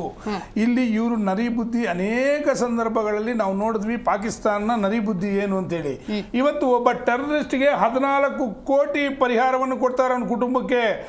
ಇದಕ್ಕಿಂತ ಇಂಪಾರ್ಟೆಂಟ್, ದಯಮಾಡಿ ನನ್ನ ಮಿತ್ರ ಕಾಂಗ್ರೆಸ್ ವಕ್ತಾರ ಏನು ಹೇಳ್ತಾರೆ ನನಗೆ ಗೊತ್ತಿಲ್ಲ, ಇದಕ್ಕಿಂತ ಗಂಭೀರವಾದಂಥ ವಿಚಾರ, ನಾವು ಪಾಕಿಸ್ತಾನನ 10 ನಿಮಿಷದಲ್ಲಿ ಬಡಿದು ಬರ್ತೀವಿ. ದೇಶದ ಒಳಗಡೆ ಆಂತರಿಕ ಒಂದು ಏನು ಶತ್ರುಗಳಿದ್ದಾರೆ, ಹೌದೌದು, ಆಂತರಿಕ ಶತ್ರುಗಳಿದ್ದಾರೆ. ಅವರು ಯಾವ ರೀತಿ ನಮ್ಮ ದೇಶದ ಗೌರವವನ್ನ, ಶಕ್ತಿಯನ್ನು ಕುಗ್ಸೋದಕ್ಕೆ ಪ್ರಯತ್ನ ಮಾಡ್ತಿದ್ದಾರೆ ಅಂತಂದ್ರೆ, ಕೆಲವು ಹೇಳಿಕೆಗಳು ಯಾವ ರೀತಿ ಇದೆ ಅಂತಂದ್ರೆ, ಏನೋ ಅವರು ಎಲ್ಲೋ ಇದೇನೋ ಒಂದು ಅಡ್ಜಸ್ಟ್ಮೆಂಟ್, ನನ್ನ ಒಂದು ಭಾವನೆ, ಇದೇನಾದ್ರೂ ಒಂದು ರೀತಿ ಅಂಡರ್ಸ್ಟ್ಯಾಂಡಿಂಗ್ ಇನ್ನೇನೋ, ಮತ್ತೆ ಟ್ರಂಪ್ ಯಾಕೆ ಬಂದ್ರು ಅಂತಕ್ಕಂಥದ್ದು ಒಂದು ಮಾತನ್ನ ಪದೇ ಪದೇ ಎಲ್ಲರೂ ಕೇಳ್ತಾ ಇದ್ದಾರೆ. ಇವತ್ತು ವಿಶ್ವದಲ್ಲಿ ಎಲ್ಲರೂ ಕೂಡ ಎಲ್ಲೋ ಒಂದು ಜಾಗದಲ್ಲಿ ಮೂರನೇ ಒಂದು ಯುದ್ಧವನ್ನ ಬಯಸೋದಕ್ಕೆ ಯಾರು ಇಷ್ಟಪಡ್ತಾ ಇಲ್ಲ. ಅದಕ್ಕೆ ಅನೇಕ ಕಾರಣಗಳು ವಿಶ್ವ ಮಟ್ಟದಲ್ಲಿ ಇರ್ಬೋದು. ಆದರೆ ಯಾರು ಕೂಡ ಇವತ್ತು ಒಂದು ಮನುಷ್ಯ ಹುಟ್ಟಿರ್ತಕ್ಕಂಥದ್ದು, ತಾವು ಹೇಳ್ತಿದ್ರಿ ಪದೇ ಪದೇ, ಯಾವೊಂದು ಪಾಕಿಸ್ತಾನ ಹೇಳ್ತಾ ಅಲ್ಲ ನಮ್ಮ ನುಡ್ಸಿರೋದೇನೆ, ನಮ್ಮನ್ನ ಇದನ್ನು ತ್ಯಾಗ ಮಾಡ್ಕೊಳ್ಳೋದಕ್ಕಿಂತ ಅದು ತಪ್ಪು. ಈ ದೇಶದಲ್ಲಿ, ಪ್ರಪಂಚದಲ್ಲಿ ಹುಟ್ಟಿರ್ತಕ್ಕಂಥ ಪ್ರತಿಯೊಬ್ಬ ಮನುಷ್ಯ ತನ್ನ ಕೊನೆಯ ಕ್ಷಣವನ್ನು ಕೂಡ ಅನುಭವಿಸಬೇಕು. ದೇಶಕ್ಕಾಗಿ, ಜನಕ್ಕಾಗಿ, ಕುಟುಂಬಕ್ಕಾಗಿ, ಸಮಾಜಕ್ಕಾಗಿ ಅವನು ಕೆಲಸ ಮಾಡಬೇಕಾಗುತ್ತೆ. ನಾವು ಹುಟ್ಟರ ಸಹಾಯಕ್ಕಾದ್ರೆ ಯಾಕೆ ಹುಟ್ಟಬೇಕಾಗಿತ್ತು? ಅದರ ಅರ್ಥನೇ ಇಲ್ಲ ಅದರಲ್ಲಿ. ಈ ಕಾರಣದಿಂದ ನಾನು ಹೇಳ್ತಾ ಇರ್ತಕ್ಕಂಥದ್ದು ಇಷ್ಟೇನೆ, ವಿಶ್ವಶಾಂತಿ ಅಂತಕ್ಕಂಥ ಒಂದು ದೊಡ್ಡ ಪದ ಇದೆ. ನಾಳೆ ಬೆಳಿಗ್ಗೆ ನೋಡಿ, 4-15 ದಿನಗಳಲ್ಲಿ ಲಕ್ಷಾಂತರ ಕೋಟಿ ರೂಪಾಯಿ ಲಾಸ್ ಆಗಿದೆ. ನಮ್ಮ ಆರ್ಥಿಕ ಪರಿಸ್ಥಿತಿ ಇವನ್ನೆಲ್ಲ ನೋಡ್ಬೇಕಾದ್ರೆ ನಾವು ಕೂಡ ಯಾವುದೇ ಕಾರಣಕ್ಕೆ ನಮ್ಮ ದೇಶದ ಸ್ವಾಭಿಮಾನವನ್ನು ನಾವು ಬಿಟ್ಕೊಟ್ಟಿರ್ತಕ್ಕಂಥ ಪ್ರಶ್ನೆ ಇಲ್ಲವೇ ಇಲ್ಲ. ಆದರೆ ಕೆಲವು ಸಂದರ್ಭಗಳಲ್ಲಿ, ಈಗ ಒಂದು ನಮ್ಮೂರಲ್ಲಿ ಪಂಚಾಯತಿ ನಡೆಯುತ್ತೆ, ಕೂತ್ಕೋತಾರೆ ದೊಡ್ಡವರೆಲ್ಲ, ಅದು ಯಾರೇ ಇಬ್ರು ಮಾತಾಡುವಂಥ ಸಂದರ್ಭದಲ್ಲಿ ಕೂತ್ಕೋತಾರೆ. ನೀನು ಊರಿನ ದೊಡ್ಡ ಮನುಷ್ಯ ಅಂತ ಯಾರು ಅನ್ನಕ್ಕಾಗೋದಿಲ್ಲ. ಯಾಕೆ ಅಂತಂದ್ರೆ ನೋಡಿ, ಇವತ್ತು ನಾವು ಹುಟ್ಟಿರೋದೇ ಬದುಕೋದಿಕ್ಕೆ. ಅಂದ್ರೆ ಟ್ರಂಪ್ ಮಧ್ಯಸ್ಥಿಕೆ ವಹಿಸಿದ್ದಾರೆ ಅಂತ ನೀವು ಒಪ್ಕೋತಾ ಇದ್ದೀರಿ? ಅದನ್ನೇ ಇಲ್ಲ, ಮಧ್ಯಸ್ಥಿಕೆ ವಹಿಸಿದ್ದಾರೆ ಅಂತಕ್ಕಂಥ ಪ್ರಶ್ನೆ ಇಲ್ಲಿಲ್ಲ. ಒಂದು ದೊಡ್ಡ ವ್ಯಕ್ತಿ ಒಂದು ದೊಡ್ಡ ಅಂತಕ್ಕಂಥ ಪದಾನೇ ಇಲ್ಲ ಇಲ್ಲಿ. ಒಬ್ಬ ವ್ಯಕ್ತಿ ಹೇಳಿದ್ದಾರೆ, ಒಬ್ಬ ವ್ಯಕ್ತಿ ಅವರ ಹೇಳಿಕೆಯನ್ನ ಕೊಟ್ಟಿದ್ದಾರೆ. ಆದರೆ ಇವತ್ತು ಕೂಡ ಸನ್ಮಾನ್ಯ ಈ ದೇಶದ ಪ್ರಧಾನಿಗಳು ಹೇಳ್ತಾ ಇದ್ದಾರೆ, ಈ ಕ್ಷಣಕ್ಕೂ ಕೂಡ ಕದನ ವಿರಾಮ ಆಗಿಲ್ಲ ಅಂತಕ್ಕಂಥದ್ದು ಸ್ಪಷ್ಟ. ಯಾವುದೇ ಕಾರಣಕ್ಕೂ ಅನೇಕ ಸಂದರ್ಭಗಳಲ್ಲಿ ಕದನ ವಿರಾಮ ಅನ್ನುವಂಥ ಸಂದರ್ಭದಲ್ಲಿ ನೀವು ಮಾಡಿರ್ತಕ್ಕಂಥ ಹೇಳಿ ಕೆಲಸಗಳೇನಿದೆ ಅಂತಕ್ಕಂಥ ಕಡಿಮೆ ಇದೆ.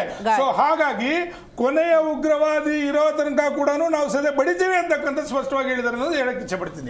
ಹೌದು, ಭಾರತ ಮತ್ತು ಪಾಕಿಸ್ತಾನ ಅಂದ ಸಂದರ್ಭದಲ್ಲಿ ಯುದ್ಧದ ಕಾರ್ಮೋಡ ಅನ್ನೋದರ ನಡುವೆ ಪಕ್ಷಗಳು ಅಂದಾಗ ಅಫ್ಕೋರ್ಸ್ ಕ್ರೆಡಿಟ್ ವಾರ್ ಅನ್ನೋದು ಜಾಸ್ತಿ ಆಗ್ಬಿಟ್ಟಿದೆ. ಅನಿಲ್ ಅವರೇ, ಬಾಯಾರಿಕೆ ಆಗಿತ್ತು ಆ ಸಂದರ್ಭದಲ್ಲಿ ತಂಬಿಗೆ ನೀರು ಕುಡಿಬೇಕು ಅನ್ನುವಂಥ ಆಕ್ರೋಶ. ಪಹಲ್ಗಾಮ್ ಉಗ್ರ ದಾಳಿಯಲ್ಲಿ 26 ಮಂದಿ ಅಮಾಯಕರು ಹತ್ಯೆಯಾದಾಗ ಪಾಕಿಸ್ತಾನ ಭೂಪಟದಲ್ಲೇ ಇರಬಾರದು, ಅಂಥ ಒಂದು ಪಾಠ ಕಲಿಸೋದಕ್ಕೊಂದು ಅವಕಾಶ ಇತ್ತು. ಅದನ್ನು ಬಿಟ್ಬಿಟ್ಟು ಒಂದು ಲೋಟದಲ್ಲಿ ನೀರು ಕುಡಿದ್ಬಿಟ್ಟು ತೃಪ್ತಿಯಾಗು ಅಂತ ಹೇಳ್ತಿದೆ ಈ ಕೇಂದ್ರ ಸರ್ಕಾರ ಅನ್ನುವಂಥ ಆರೋಪ ಇದೆ. ಇದು ಒಂದು ಭಾಗ. ಇದಕ್ಕೆ ನನಗೆ ಕ್ಲಾರಿಫಿಕೇಷನ್ ಬೇಕು. ಎರಡನೇದು, ಭಾರತೀಯ ಸೈನಿಕರಿಗೆ ಗೌರವಾರ್ಥವಾಗಿ ಕಾಂಗ್ರೆಸ್ನವ್ರು ರೀಸೆಂಟಾಗಿ ತಿರಂಗ ಯಾತ್ರೆಯನ್ನು ಮಾಡಿದ್ರು. ಈಗ BJPಯವರು ಅದೇ ರೀತಿ ತಿರಂಗ ಯಾತ್ರೆಯನ್ನು ದೊಡ್ಡ ಮಟ್ಟದಲ್ಲಿ ಮಾಡ್ತಿದ್ದಾರೆ. ಕಾಣಿಸ್ತಾ ಇದೆ ಈ ಕ್ರೆಡಿಟ್ ವಾರ್. ಮೇಡಮ್, ಇವತ್ತು ಮೊದಲಿಗೆ ನರೇಂದ್ರ ಮೋದಿ ಅವರಾಗಿರ್ಬೋದು, BJP ಆಗಿರ್ಬೋದು, ಕರ್ನಾಟಕ ದೇಶದ ಏನು ಸರ್ಕಾರ ಏನಿದೆ, ಮೊದಲಿಗೆ ಏನಂತೂ ವಿರೋಧ ಪಕ್ಷಗಳು ಸೇರಿ, ನಮ್ಮ ಪಕ್ಷನೂ ಸೇರಿ, ಎಲ್ಲ ಸೇರಿ ಏನು ಮಿಲಿಟರಿ ಏನಿದೆ ಅವರಿಗೆ ನಾವು ಸಂಪೂರ್ಣವಾದ ಅವರಿಗೆ ಅಧಿಕಾರನ ಕೊಟ್ಟಿದ್ದೀವಿ ಅಂತ ಹೇಳಿ. ಅದಾದಮೇಲೆ ಇವತ್ತು ನಾವು ವಿರೋಧ ಪಕ್ಷದವರು ನಾವು ಸೇರಿ, ಕಾಂಗ್ರೆಸ್ಸು ಸೇರಿ, ಇಲ್ಲ ಬೇರೆ ಬೇರೆ ಪಕ್ಷಗಳು ಏನು ಯೋಚನೆ ಮಾಡೋ ಸ್ಥಿತಿಗೆ ಬಂದಿದೆ ಅಂದರೆ, ಭಾರತ ಯುದ್ಧ ಸೋತಿರ್ಬೋದಾ ಅಂತ ನಾವೇ ಊಹೆ ಮಾಡಿಕೊಂಡು ಹೊರಗಡೆ ನಮ್ಮ ದೇಶದ ಮಿಲಿಟ್ರಿನ ಹೆಸರು ಹಾಳು ಮಾಡೋದಕ್ಕೆ ನಾವು ಹೊರಟಿದ್ದೀವಿ. ಹೆಂಗೆ ಅಂದರೆ 4 ದಿನಗಳಲ್ಲಿ ಒಂದು ದೇಶದ ಸೀಸ್ಫೈರ್ ಆಗುತ್ತೆ ಅನ್ನೋದನ್ನ ನಾವು ಇವತ್ತು ಯೋಚನೆ ಮಾಡಬೇಕು. ಇಡೀ ದೇಶ, ನನ್ನ ಅಣ್ಣ ಮಿಲಿಟ್ರಿಯಲ್ಲಿದ್ದಾನೆ ರವೀನ್ ಅಂತೇಳಿ, ಇವತ್ತು BSF ಅಲ್ಲಿದ್ದಾನೆ. ನಾನು ತಮಾಷೆಗೆ ಮಾತಾಡ್ತಾ ಏನಪ್ಪ ನಿನಗೇನಾದರೂ ಆಯ್ತಾ ಅಂತ ಕೇಳಿದೆ. ಅವನೊಂದು ಮಾತಾಡ್ದ, ಇನ್ನು ಮುಂದಿನ ದಿನಗಳಲ್ಲಿ ಯೋಧರು ಸಾಯೋದಾಗಲಿ ಇಲ್ಲ ಗನ್ ಹಿಡ್ಕೊಂಡೋಗಿ ಯುದ್ಧ ಮಾಡೋದಾಗಲಿ ಆ ದಿನಗಳು ಇಲ್ಲ. ಇವತ್ತೇ ನೀವು ನೋಡಿರ್ಬೋದು, ನಮ್ಮ ಏನು ರಫೇಲ್ ಇದೆ, ನಮ್ಮ ಏರೋಪ್ಲೇನ್ ಪ್ಲೇನ್ಗಳಿದ್ದಾವೆ, ಆ ದೇಶಕ್ಕೆ ಹೋಗೋದೇ ಬೇಡ. ಇವತ್ತು ಅಲ್ಲಿಂದ ದ್ರೋಣ್ಗಳು ಬಂತು, ಅದನ್ನು ನಾವು ಇಲ್ಲಿ ಕೂತ್ಕೊಂಡು ಹೊಡೆದಾಕಿದ್ವಿ. ಇಲ್ಲಿಂದ ದ್ರೋಣ್ಗಳು ಅಲ್ಲಿಗೆ ಹೋಯಿತು, ಅಲ್ಲೂ ಹೊಡೆದಾಕಿದ್ದು ಸುಮಾರಷ್ಟು ಟಾರ್ಗೆಟಿಗೆ ರೀಚ್ ಆಯಿತು. ಮೊದಲನೇ ದಿನ ಮಾತ್ರ ಏನು 9 ಟಾರ್ಗೆಟ್ಗಳನ್ನ ಫಿಕ್ಸ್ ಮಾಡಿದ್ರು ಅದನ್ನು ಇವರು ಹೊಡೆದ್ರು. ಅದಾದಮೇಲೆ ಇವತ್ತು ನಿಜವಾಗ್ಲೂ ಇನ್ನೂ ಖುಷಿ ಆಗ್ತಿತ್ತು ಯಾವುದು ಅಂದರೆ ದಾವೂದ್ ಅನ್ನು ಹೊಡೆದಾಕಿದ್ರೆ ಇಲ್ಲ ಆಸಿಫ್ ಸಯೀದ್ನ ಹೊಡೆದಾಕಿದ್ರೆ ನಿಜವಾಗ್ಲೂ ನಾವು ಇವತ್ತು ಯುದ್ಧ ಗೆದ್ದಿದ್ದೀವಿ ಅಂತ ಹೇಳ್ಬೋದಾಗಿತ್ತು. ಆದರೂ ಸಹ ನೀವೇನು BJP ಅವರು ಹೇಳ್ತಾ ಇದ್ರಲ್ಲ, POKನ ಆಕ್ರಮಣ ಮಾಡಿಬಿಡ್ತೀವಿ, ತುಂಡು ಮಾಡ್ತಿರ್ತೀವಿ, ಮಾತಲ್ಲಿ ಹೇಳೋದು ತುಂಬ ಈಸಿ. ಆದರೆ ನನ್ನ ಪಕ್ಕದಲ್ಲಿರೋ ಸೈಟಲ್ಲಿ ಹತ್ತಡಿ ನಾನು ತೊಗೊಳ್ಬೇಕಂದ್ರೆ ಎಷ್ಟು ಕಷ್ಟ ಇರುತ್ತೆ. ಇಡೀ ಒಂದು ಪಾಕಿಸ್ತಾನ ಅಂತ ಒಂದು ದೇಶ, ಅಲ್ಲೂ ಸಹ ಜನರಿದ್ದಾರೆ. ಅಲ್ಲಿ ನೀವು POKನ ತೊಗೊಂಡು ಬಂದುಬಿಡ್ತೀನಿ ರಾತ್ರೋರಾತ್ರಿ ಅನ್ನೋದು ಕಷ್ಟ ಮಾತು. ಆಮೇಲೆ ಇವತ್ತು ಆ ಕೆಲಸ ಮಾಡಬೇಕಾದ್ರೆ ಏನು ಮಾಡಬೇಕಿತ್ತು, ಯುದ್ಧ ಇನ್ನೂ ಅತಿರೇಕಕ್ಕೆ ಹೋಗ್ತಾ ಇತ್ತು. ಕಡೆ ಪಕ್ಷ ಸೀಸ್ ಫೈರ್ ಅಂತ ಆಗೋ ಸಂದರ್ಭದಲ್ಲಿ 2 ದಿವಸ ಹೋಲ್ಡ್ ಮಾಡಿಬಿಟ್ಟು we will think and tell you ಅಂದಿದ್ರೆ ಹೇಳ್ತೀನಿ. ಇವತ್ತು ಮೊದಲನೇ 2 ದಿನ ಯುದ್ಧ ಆದಾಗ ಇವತ್ತಿನ ಬಿಟ್ಬಿಡಿ, ಏನು ಪಾಕಿಸ್ತಾನ TV ಮಾಧ್ಯಮಗಳನ್ನ ನಾವು ನೋಡಿಕೊಂಡು ಅವರು ಅಲ್ಲಿ ವಿಜೃಂಭಿಸ್ತಿರೋದು ನಾವು ಗೆದ್ದಿದ್ದೀವಿ ಅನ್ನೋದನ್ನ ತಿಳ್ಕೊಂಡು ನಾವು ಮಾತಾಡೋದಕ್ಕಿಂತ 2 ದಿನ ಯುದ್ಧ ಆಯ್ತಲ್ವಾ, ಇಡೀ ಪ್ರಪಂಚ ಭಾರತನ ತಿರುಗಿ ನೋಡ್ತು. ಯಾವುದೇ ಸಹಾಯ ಇಲ್ಲ. ನೇಪಾಳ ಇಲ್ಲ, ಈ ಕಡೆ ಬಾಂಗ್ಲಾದೇಶ ಇಲ್ಲ, ಇಲ್ಲಿ ಶ್ರೀಲಂಕಾ ಇಲ್ಲ, ಈ ಕಡೆ ಚೈನಾ ಇಲ್ಲ, ಬರ್ಮಾ ಇಲ್ಲ. ಏಕಾಂಗಿಯಾಗಿ ಒಂದು ದೇಶನ ಎದುರಿಸೋದಕ್ಕೆ, ಅದು ಚೈನಾ ಬೆಂಬಲಿತ ದೇಶನ ಎದುರಿಸೋದಕ್ಕೆ ಭಾರತ ಸಕ್ರಿಯವಾಗಿದೆ. ಮತ್ತು ಇವತ್ತು ನಮ್ಮ ದೇಶದಲ್ಲಿ ನೀವು ನೋಡ್ಬೋದು, ಮೊದಲನೇ 2ನೇ ದಿನ ಏನು ಪ್ರೆಸ್ ರಿಲೀಸ್ಗಳನ್ನ ಮಾಡ್ತಿದ್ದಾಗ 2 ಮಹಿಳೆಯರು ಬಂದು ಮಾತಾಡ್ತಿದ್ರಲ್ಲ, ಅವ್ರ ಮುಖದಲ್ಲಿ ಯಾವ ರೀತಿ ಇತ್ತು ಅಂದರೆ ನಾವು ಗೆದ್ದಿದ್ದೀವಿ ಅನ್ನೋ ರೀತಿಯಲ್ಲಿ. ಇದನ್ನು ನಾವು ನೋಡಬೇಕು. ಇವತ್ತು ನರೇಂದ್ರ ಮೋದಿ ಪ್ರೈಮ್ ಮಿನಿಸ್ಟರ್ ಆಗಿರ್ತಾರೆ, ಇಲ್ಲ ನಾಳೆ ಆಗೋದಿಲ್ಲ, ಅವ್ರ ಫೇಮ್ ಡೌನ್ ಆಗಿದೆ. ಮೇಡಮ್, ದೇಶದಲ್ಲಿ ಯುದ್ಧ ಆಗಿದ್ದು ನರೇಂದ್ರ ಮೋದಿಗಲ್ಲ, ದೇಶದಲ್ಲಿ ಯುದ್ಧ ಆಗಿದ್ದು ಭಾರತ ದೇಶದ ಸೈನಿಕರು ಯುದ್ಧ ಮಾಡಿರೋದು, ಪಾಕಿಸ್ತಾನ ಸೈನಿಕರ ಜೊತೆ ಯುದ್ಧ ಮಾಡಿರೋದು. ಇವತ್ತು ಪಾಕಿಸ್ತಾನ ಯಾವ ರೀತಿಗೆ ಬಂದಿತ್ತು ಅಂದರೆ ಕೊನೆ ಕ್ಷಣಗಳಲ್ಲಿ ಏನು ಅಮೆರಿಕ ಬಂದು ಮಧ್ಯಸ್ಥಿಕೆ ವಹಿಸ್ತೋ, ಇನ್ನೊಂದೇನೋ ಮಧ್ಯಸ್ಥಿಕೆ ವಹಿಸ್ತೋ ಅನ್ನೋದಕ್ಕಿಂತ ಮುಖ್ಯವಾಗಿ ಏನಾಗಿತ್ತು ಅಂದರೆ, ನಾವು ಇಲ್ಲಿ ಕೂತ್ಕೊಂಡು ನಾವು ಮಾತಾಡ್ತಿದ್ದೀವಲ್ಲ, ಪಾಕಿಸ್ತಾನದ ಆರ್ಮಿ ಚೀಫೇ ಕಾಣಿಸ್ಲಿಲ್ಲ, ಕೊನೆ ಮೂಮೆಂಟ್ ತನಕ ಕಾಣಿಸ್ಲಿಲ್ಲ, ಯಾವ ಬಂಕರಲ್ಲಿ ಇದ್ದಾನೆ ಅಂತಲೂ ಗೊತ್ತಾಗ್ಲಿಲ್ಲ. ಅಂದರೆ ನಮ್ಮಲ್ಲಿ ಇಲ್ಲಿ ಕೂತ್ಕೊಂಡು ಬೆಂಗಳೂರಲ್ಲಿ ಕೂತ್ಕೊಂಡು, ಬೆಂಗಳೂರಿನ ಬ್ರಹ್ಮೋಸ್ ಅಂತ ಏನು ಹೇಳ್ತಾರೆ, ಇಲ್ಲಿ ಕೂತ್ಕೊಂಡು ಇನ್ನೊಂದು ಜಾಗದಿಂದ ಕೂತ್ಕೊಂಡು ನೀವು ಅವ್ರನ್ನ ಟಾರ್ಗೆಟ್ ಮಾಡ್ತಿದ್ದೀವಿ ಅಂದರೆ ಅವ್ರು ಯಾವ ನಾಟಕ ಆಗಿತ್ತಂದರೆ, ಎಲ್ಲ ಇಡೀ ದೇಶದ ಪಾಕಿಸ್ತಾನ ದೇಶದ ಉನ್ನತ ಅಧಿಕಾರಿಗಳಾಗಿರ್ಬೋದು, ಪ್ರಧಾನಮಂತ್ರಿಗಳಾಗಿರ್ಬೋದು ನಮ್ಮ ಟಾರ್ಗೆಟಲ್ಲಿದ್ದರು. ಹೊಡೆದಾಗ ದೊಡ್ಡ ವಿಷಯ ಅಲ್ಲ. ಇದೇನು ದೊಡ್ಡ ನೋಡಿ ಮೇಡಮ್, ಇವತ್ತು ಈ ಲೆವೆಲಲ್ಲಿ ನಾವು ಹೋಗಿದ್ದೀವಿ ಅಂದಾಗ ಇಡೀ ಜಾಗತಿಕ ಮಟ್ಟದಲ್ಲಿ ನಿಮ್ಮ ಸೀಸ್ ಫೈರ್ ಆಯ್ತಲ್ಲ, ಮಾರನೇ ದಿನ ನೀವು ಶೇರ್ ಮಾರ್ಕೆಟ್ಗಳನ್ನ ನೋಡ್ಬೋದಿತ್ತು. ನಮ್ಮ ಶೇರ್ ಮಾರ್ಕೆಟ್ ಮೇಲೋಯ್ತು. ಇವತ್ತು ನಮ್ಮ ಯುದ್ಧ ವಿಮಾನಗಳು ಮತ್ತು ಉಪಕರಣಗಳ ರೇಟು ಜಾಸ್ತಿ ಆಗಿದೆ, ಬೇಡಿಕೆ ಹೆಚ್ಚಾಗಿದೆ. ಯುದ್ಧ ಅನ್ನೋದು ಯಾವ್ದು ಗೊತ್ತಾ, ಇವತ್ತು ನೀವು ಹೋಗಿ ಹಿಂದಿನ ಕಾಲದಂಗೆ ಅಲ್ಲೋಗಿ ನುಗ್ಗಿ ಹೊಡೆದಾಕ್ತೀವಿ ಅನ್ನೋದಲ್ಲ. ಇಡೀ ದೇಶ ಪಾಕಿಸ್ತಾನ ಇದೆಯಲ್ಲ, ಇವತ್ತೇನು ಮಾತಾಡ್ತಿದ್ದಾರೆ, ಏನೋ ಅವರಿಗೆ 100 ಬಿಲಿಯನ್ ಬಂತು ಅಂತೇಳಿ ಸಾಲ ಬಂದಿರೋದು. ಸಾಲ ಬಂದಿರೋದು ಇನ್ನೂ ನೀನು ಸಾಲಕ್ಕೆ ಹೋದೆ. ಆದರೆ ನಮ್ಮ ದೇಶ ಇವತ್ತು ಯಾವ ರೀತಿ ಆಯ್ತು ಅಂದರೆ, ಈ 2 ದಿನ 3 ದಿನದ ಯುದ್ಧದಲ್ಲಿ ಏನಾಗಿದೆ ಅಂದರೆ, ನರೇಂದ್ರ ಮೋದಿ ಗೌರ್ಮೆಂಟಿಂದ ಅಲ್ಲ, ಇದು ನಾವು ಬಂದಿರೋದು 75 ವರ್ಷಗಳಿಂದ ನಡ್ಕೊ ಬಂದಿರೋ ದೇಶ ಇದೆಯಲ್ಲ. ಇವತ್ತು ನರೇಂದ್ರ ಮೋದಿಯವರು ಇರ್ಬೋದು, ನಾಳೆ ಇನ್ನೊಂದು ಕಾಂಗ್ರೆಸ್ ಬರ್ಬೋದು, ಇನ್ನೊಂದು ಬರ್ಬೋದು. ಆದರೆ ನಮ್ಮ ಸೈನ್ಯದ ಶಕ್ತಿ ಇದೆಯಲ್ಲ, ಇಡೀ ಪ್ರಪಂಚದಲ್ಲಿ 4ನೇ ಅತಿ ದೊಡ್ಡ ಸೈನ್ಯ ಅಂತ ಹೇಳ್ತಾ ಇದ್ರು ಮೇಡಮ್. ಇವತ್ತು ನಿಜವಾಗ್ಲೂ ಹೇಳ್ತೀನಿ, ನಾಳೆ ನಮಗೂ ಮತ್ತು ಏನು ಚೀನಾಕ್ಕೂ ವಾರ ಆದರೆ ನಾವೇ ಹೆಚ್ಚಿನ ಇದರಲ್ಲಿ ಗೆಲ್ತೀವಿ ಅನ್ನೋ ಸಮೀಕ್ಷೆಗಳು ನಡೀತಿದೆ. ಯಾಕೆ ಅಂದರೆ ಚೈನಾದ ಯಾವ ರಾಕೆಟ್ಗಳನ್ನು ಉಡಿಸೇ ಆಗಲಿಲ್ಲ, ನಮ್ಮದು ಟಾರ್ಗೆಟ್ ಟು ದ ಟಾರ್ಗೆಟ್ ಹೋಗಿದೆ. ಕರೆಕ್ಟ್. ಇದನ್ನು ನಾವು ಯೋಚನೆ ಮಾಡಬೇಕು. ಆದರೆ ಎಲ್ಲ ಪೂರ್ತಿ ಕ್ರೆಡಿಟ್ ಯಾರಿಗೆ ಗೊತ್ತಾ? ಸೇನೆ. BJPಗಲ್ಲ, ಕಾಂಗ್ರೆಸ್ಸಿಗಲ್ಲ, ಸೇನೆಗೂ. ಮತ್ತು ಇದರಿಂದ R&Dಗಳನ್ನ ಮಾಡಿದ್ರಲ್ಲ, ರಿಸರ್ಚ್ ಆ್ಯಂಡ್ ಡೆವಲಪ್ಮೆಂಟ್ಗಳನ್ನ ಮಾಡಿದ್ರು, ಇಸ್ರೋ ಈ ಉಪಕರಣಗಳು ಮತ್ತು ಇವುಗಳನ್ನ ಬಿಟ್ಟಿದ್ರಲ್ಲ, ಇದರಿಂದ ಇವತ್ತು ನಾವು ಉನ್ನತ ಲೆಕ್ಕದಲ್ಲಿದ್ದೀವಿ. ಆಮೇಲೆ ಇವತ್ತು ನೀವೇನು ಅಂದ್ರೆ ನೀವು ಏನು ಹೇಳ್ತಿದ್ರಿ ಅಂದರೆ, ಸರ್ಕಾರ ಭಾರತೀಯ ಸೇನೆ ಇದೆ, ಬಹಳಷ್ಟು ವರ್ಷಗಳಿಂದ ಸೇನೆ ಅನ್ನೋದಿದೆ. ಬಂದಂಥ ಪ್ರತಿ ಸರ್ಕಾರ ಆ ಸೇನೆನ ಅಧೋಗತಿಗೂ ತಗೊಂಡು ಅದಾಗಿದೆ ಮೇಲಕ್ಕೂ ತಗೊಂಡು ಅದು ಹೇಳ್ತೀನಿ. ಈ ಕಳೆದ 10 ವರ್ಷಗಳಲ್ಲಿ ಏನಾಗಿದೆ? ಅದು ಹೇಳ್ತೀನಿ. ಸೇನೆ ಮುಂದಕ್ಕೆ ಬಂದಿದ್ಯಾ, ಅಲ್ಲೇ ನಿಂತ್ಕೊಂಡಿದ್ಯಾ, ಹಿಂದಕ್ಕೆ ಹೋಗಿದ್ಯಾ? 10 ವರ್ಷ ಅಲ್ಲ, ಇದು 10 ವರ್ಷದ್ದಲ್ಲ. ಅಲ್ಲಲ್ಲ, ನಾ ಕೇಳೋದು ಸಹಜವಾಗಿ ಕಂಪ್ಯಾರಿಸನ್ ಬರುತ್ತೆ. ಇವತ್ತು ಬ್ರಹ್ಮೋಸ್ 10 ವರ್ಷದ್ದಲ್ಲ, ಅದು ಗಾಟ್ ಇಟ್. ಬ್ರಹ್ಮೋಸ್ ಬಂದಿದ್ದು 25 ವರ್ಷದಿಂದ. ಅದನ್ನ ನೀವು ಡೆವಲಪ್ ಮಾಡ್ಕೊಂಡ್ ಬಂದಿರೋದು. ಮುಂದಿನ ದಿನಗಳಲ್ಲಿ ನರೇಂದ್ರ ಮೋದಿ ಅವರು ಇಲ್ದಲೇ ಇದ್ರು ಸಹ, ಇನ್ಯಾರೋ ಆದ್ರೂ ಸಹ ಸೇನೆ ಅನ್ನೋದಿದೆಯಲ್ಲ, ಅದು ಬೇರೆ ರೀತಿಯಲ್ಲಿ ಚರ್ಚೆಗಳು ನಡೆಯುತ್ತೆ. ಇವತ್ತೇನಾಗಿದೆ ಅಂತ ಹೇಳ್ತೀನಿ. ನಾವು ಸಂಪೂರ್ಣವಾದ ನಿಮಗೆ ನಾವು ಆರ್ಮಿಗೆ ನಾವು ಬಿಟ್ಕೊಟ್ಟಿದ್ದೀವಿ, ನೀವು ವಾರ್ ಮಾಡ್ಬೋದು ಅಂತ ಹೇಳಿದವರು ಇವತ್ತು ಟ್ರಂಪ್ ಬಂದು ಯಾರ ಕಿವಿಯಲ್ಲಿ ಮಾತಾಡೋಕ್ಕೆ ಸಾಧ್ಯ? ಸೇನೆ ಅಧಿಕಾರಿ ಹತ್ರ ಟ್ರಂಪ್ ಮಾತಾಡೋಕ್ಕೆ ಸಾಧ್ಯನೇ ಇಲ್ಲ. ಹೌದು, ಮಾತಾಡಿದರೆ ಈಗಿರುವ ಸರ್ಕಾರದ ಜೊತೆ ಮಾತಾಡಬೇಕು. ಸೊ ಸರ್ಕಾರ ಈ ಸೀಸ್ ಫೈರನ್ನು ಒಪ್ಕೊಂಡಿರೋದು ಸರ್ಕಾರ, ಸೇನೆ ಅಲ್ಲ. ಕರೆಕ್ಟ್. ಸೇನೆ ಕೊನೆ ಮೂಮೆಂಟಲ್ಲಿ ಸರ್ಕಾರ ಅವರಿಗೆ ಅವ್ರ ಮೇಲೆ ತುಂಬ ಪ್ರಹಾರಗಳನ್ನ ಮಾಡಿ ನಿಲ್ಲಿಸಿದ್ದಾರೆ. ಬಿಟ್ಟರೆ ನಮ್ಮ ಸೇನೆಗೂ ನಾವು ಸರ್ಕಾರಕ್ಕೂ ಒಂದು ಮಾಡು ನೋಡುವಂಥದ್ದಲ್ಲ. ಇವತ್ತು ಸೋತಿರೋದು ನಮ್ಮ ಕೇಂದ್ರ ಸರ್ಕಾರ, ನಾಟ್ ಅವರ್ ಆರ್ಮಿ, ನಮ್ಮ ಏರ್ ಫೋರ್ಸು ಅಥವಾ ನಮ್ಮ ಇದು. ನಾವು ಇವತ್ತು ಮಾತಾಡುವಾಗಲೂ ಅಷ್ಟೇ ಎರಡೂ ಬೇರೆ ಬೇರೆ ವಿಷಯಗಳನ್ನ ಮಾತಾಡಬೇಕು. ಸೇನೆ ಬೇರೆ, ದೇಶದ ಸರ್ಕಾರ ಬೇರೆ. ಇವತ್ತು ದೇಶದ ಸರ್ಕಾರ ಟ್ರಂಪ್ ತರದೇ ಸರ್ಕಾರ, ಶೋಕಿ ಸರ್ಕಾರ, ಹೆಸರು ಮಾಡ್ಕೊಂಡು ಕೊಟ್ಟಿರುವಂಥ ಸರ್ಕಾರ. ಆಯ್ತಾ? ಅಲ್ಲ, ನನಗೆ ಕೆಲವೊಮ್ಮೆ ನೀವು ಪ್ರತಿಪಕ್ಷವಾಗಿ ನಿಂತ್ಕೊಂಡಿರುವಂಥ ಕಾಂಗ್ರೆಸ್ ಮತ್ತು AAP ಅವ್ರು ಮಾತಾಡಬೇಕಾದ್ರೆ ಕಡೆ ಪಕ್ಷ ಎಲ್ಲ ಆದಮೇಲೆ ಆದಂಪುರಕ್ಕೆ ಹೋಗಿ ಮನೋಸ್ಥೈರ್ಯ ತುಂಬಿದ್ರೆ ಇಷ್ಟು ಲೇಟಾಗಿ ಬಂದ್ರ ಅಂತೀರಿ. ಹೋಗ್ಲೇ ಇಲ್ಲ ಅಂದ್ರೆ ಒಬ್ಬ ಪ್ರಧಾನಿಯಾಗಿ ಅಲ್ಲಿವರೆಗೆ ಹೋಗಕ್ಕಾಗಲ್ವಾ ಅಂತೀರಿ. ಮಾತಾಡಲ್ಲ, ಇಡೀ ದೇಶದಲ್ಲಿ ಇಂಥ ದೊಡ್ಡ ವಾರ ಆಗ್ತಿದೆ. ಇದು ಇಂಡಿಯಾ ಪಾಕಿಸ್ತಾನ ವಾರ ಆಗ್ತಿದೆಯಲ್ವಾ? ಇವತ್ತು ನಮ್ಮ ದೇಶದಲ್ಲಿ IPL ಬೇಕಿತ್ತ? IPL ನಾವು ಯಾವತ್ತು ನಿಲ್ಸಿದ್ ಗೊತ್ತಾ? ಒಂದು ದಿನಕ್ಕಿಂತ ಮೊದಲು. ಅದನ್ನ ನೀವು ಅರ್ಥ ಅಂದ್ರೆ ಯದ್ಭಾವಂ ತದ್ಭವತಿ ಅನ್ನೋ ಮಾತಿದೆ. ಒಂದು ಮಾತಾಡಿ. IPL ನಿಲ್ಸಿದ್ ಯಾವಾಗ? ಕೊನೆ ಗಳಿಗೆಯಲ್ಲಿ ನಿಲ್ಸಿದ್ದು. ಇನ್ನೊಂದು, ಆ ಸಮಯದಲ್ಲಿ ನಿಮಗೆ ಬಿಹಾರಲ್ಲಿ ಎಲೆಕ್ಷನ್ ಕ್ಯಾಂಪೇನ್ ಬೇಕಿತ್ತ? ಆ ಕ್ಯಾಂಪೇನ್ ಅಲ್ಲಿ ನೀವು ಈ ಮಾತ ಬೇಕಿತ್ತ? Second one I completely agri.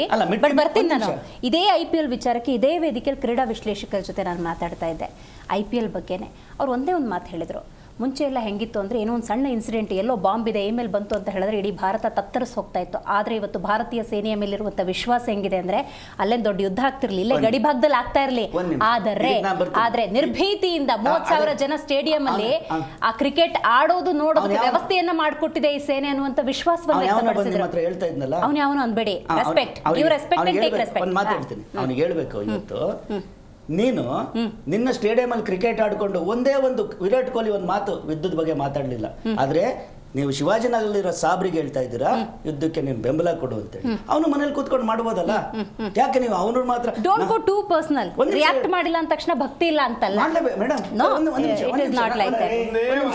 Darshan ಅವರೇ ಒಂದು ಪಕ್ಷ ಇಡೀ ದೇಶ ಒಂದಾಗಿ ಇಡೀ ದೇಶ ಅವತ್ತಿಡೀ ಯುದ್ಧದ ಪರವಾಗಿದ್ದಾಗ ಯಾಕೆ ನೀವು ಒಂದು ಕಪ್ಪು ಬಟ್ಟೆ ಹಾಕೊಂಡ್ರೆ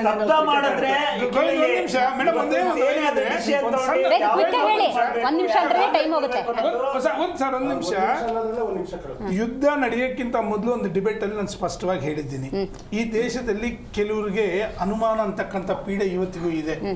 ಯಾರ್ಯಾರು ನಮ್ಮ ದೇಶದ ಸೈನಿಕರ ಬಗ್ಗೆ ಇಲ್ಲ ಯಾರು ಮಾತಾಡ್ತಾರೋ ದಯವಿಟ್ಟು ಅವ್ರನ್ನ ಯುದ್ಧಕ್ಕೆ ಒಂದು ಗನ್ ಕೊಟ್ಟು ಕಳಿಸಿ ಅಂತ ಹೇಳಿದ್ದೀನಿ. ದಯವಿಟ್ಟು ಎಷ್ಟು ಜನ ಹೋಗಿದ್ರು ಲೈವ್ ಅಲ್ಲಿ ಅದನ್ನೇ ಮಾತಾಡಕ್ಕೆ. ದರ್ಶನ್ ಅವರೇ, ಒಂದು ಪಕ್ಷ ಟ್ರಂಪ್ ಅವರ ಮಧ್ಯಸ್ಥಿಕೆ ಆಗಿದೆ, ಅವರೇ ಬಂದು ಮಾತಾಡಿದ್ರು ಎರಡು ರಾಷ್ಟ್ರಗಳ ನಡುವೆ ಅಂತ ಅನ್ಕೊಳ್ಳೋಣ, ಹಂಗೆ ಆಗಿದೆ ಅಂತ ಅನ್ಕೊಳ್ಳೋಣ. ಯಾವ ದೊಡ್ಡದು ಭಾರತಕ್ಕೆ? ಎಲ್ಲಿ ಲಾಕ್? ಎಂಥ ಲಾಕ್? ನಮ್ದು ಮತ್ತೆ ಪಾಕಿಸ್ತಾನ ಎರಡು ದೇಶದ ನಡುವೆ ನಡೀತಾ ಇರ್ತಕ್ಕಂಥ ಒಂದು ಸಂಘರ್ಷ ಇದು ಇವತ್ತಿಂದೇನಲ್ಲ, ಹಿಂದೆಯಿಂದ ನಡೀತಾ ಬರ್ತಾ ಇದೆ. ಜೊತೆಗೆ ಶಿಮ್ಲಾ ಒಪ್ಪಂದದ ಪ್ರಕಾರ ಈ ಎರಡು ದೇಶಗಳ ಏನು ಮಾತುಕತೆ ಯಾರೂ ಕಾಲಿಡಾಗಿಲ್ಲ ಮೇಡಮ್. ಅದನ್ನೇ ನಾನು ಹೇಳಿದೆ, ಇಂದಿರಾ ಗಾಂಧಿ ಕ್ಯಾಕ್ರಸ್ ಮುಖಕ್ಕೆ ಹೋಗಿದ್ರು, ಅಮೆರಿಕ ಜಾಗದಲ್ಲಿ ನಿಂತ್ಕೊಂಡು, ಆ ದೇಶದಲ್ಲಿ ನಿಂತ್ಕೊಂಡು ಅವನೇನೋ ದೊಡ್ಡಣ್ಣ ಮೆರಿತಿದ್ದನಿಗೆ ಅಲ್ಲೇ ಮುಖಭಂಗ ಮಾಡಿ ಮತ್ತೆ ನಾವು ಯುದ್ಧ ಗೆದ್ದ ಇತಿಹಾಸ ಇದೆಯಲ್ಲ. ಒಂದು ಇವತ್ತು ಹಂಗೇನೆ 93,000 ಸೈನಿಕರಿಗೆ ಇಲ್ಲಿ ಮೊಸರನ್ನ ಬಿರಿಯಾನಿ ಕೊಟ್ಟು ವಾಪಸ್ ಕಳಿಸಿದ್ದು ಇದೆ. ಮೇಡಮ್ ಒಂದ್ ನಿಮಿಷ ಎರಡೂ ನೋಡ್ಬೇಕು. ನೀವು ಕೂತಿರೋ ಸ್ಥಳ ಇದೆಯಲ್ಲ ಜಡ್ ಸ್ಥಳ ಅದು ಜಿನೋವಾ ಒಪ್ಪಂದ ಅಂತ ಇದೆಯಲ್ಲ, ಇವತ್ತು ನಮ್ಮ ದೇಶಕ್ಕೆ ಒಬ್ಬನ್ ಕಳಿಸ್ಕೊಡ್ಲಿಲ್ವಾ? ಇವತ್ತು ಕಳಿಸ್ಕೊಟ್ಟಿದ್ದಾರೆ. 1964 ಜಿನೇವಾ ಒಪ್ಪಂದದ ಪ್ರಕಾರ ನಾವು ಅಂತಾರಾಷ್ಟ್ರೀಯ ಪ್ರಪಂಚದ ಒಳಗಡೆ ನಾನು ಯಾಕೆ ಇದನ್ನ ಉಲ್ಲೇಖ ಮಾಡ್ತೀನಿ ಅಂದ್ರೆ ಆ ಸ್ಥಾನಕ್ಕೆ ಘಟನೆ ಮಾತ್ರ ಪ್ರಪಂಚದ ಭಾರತ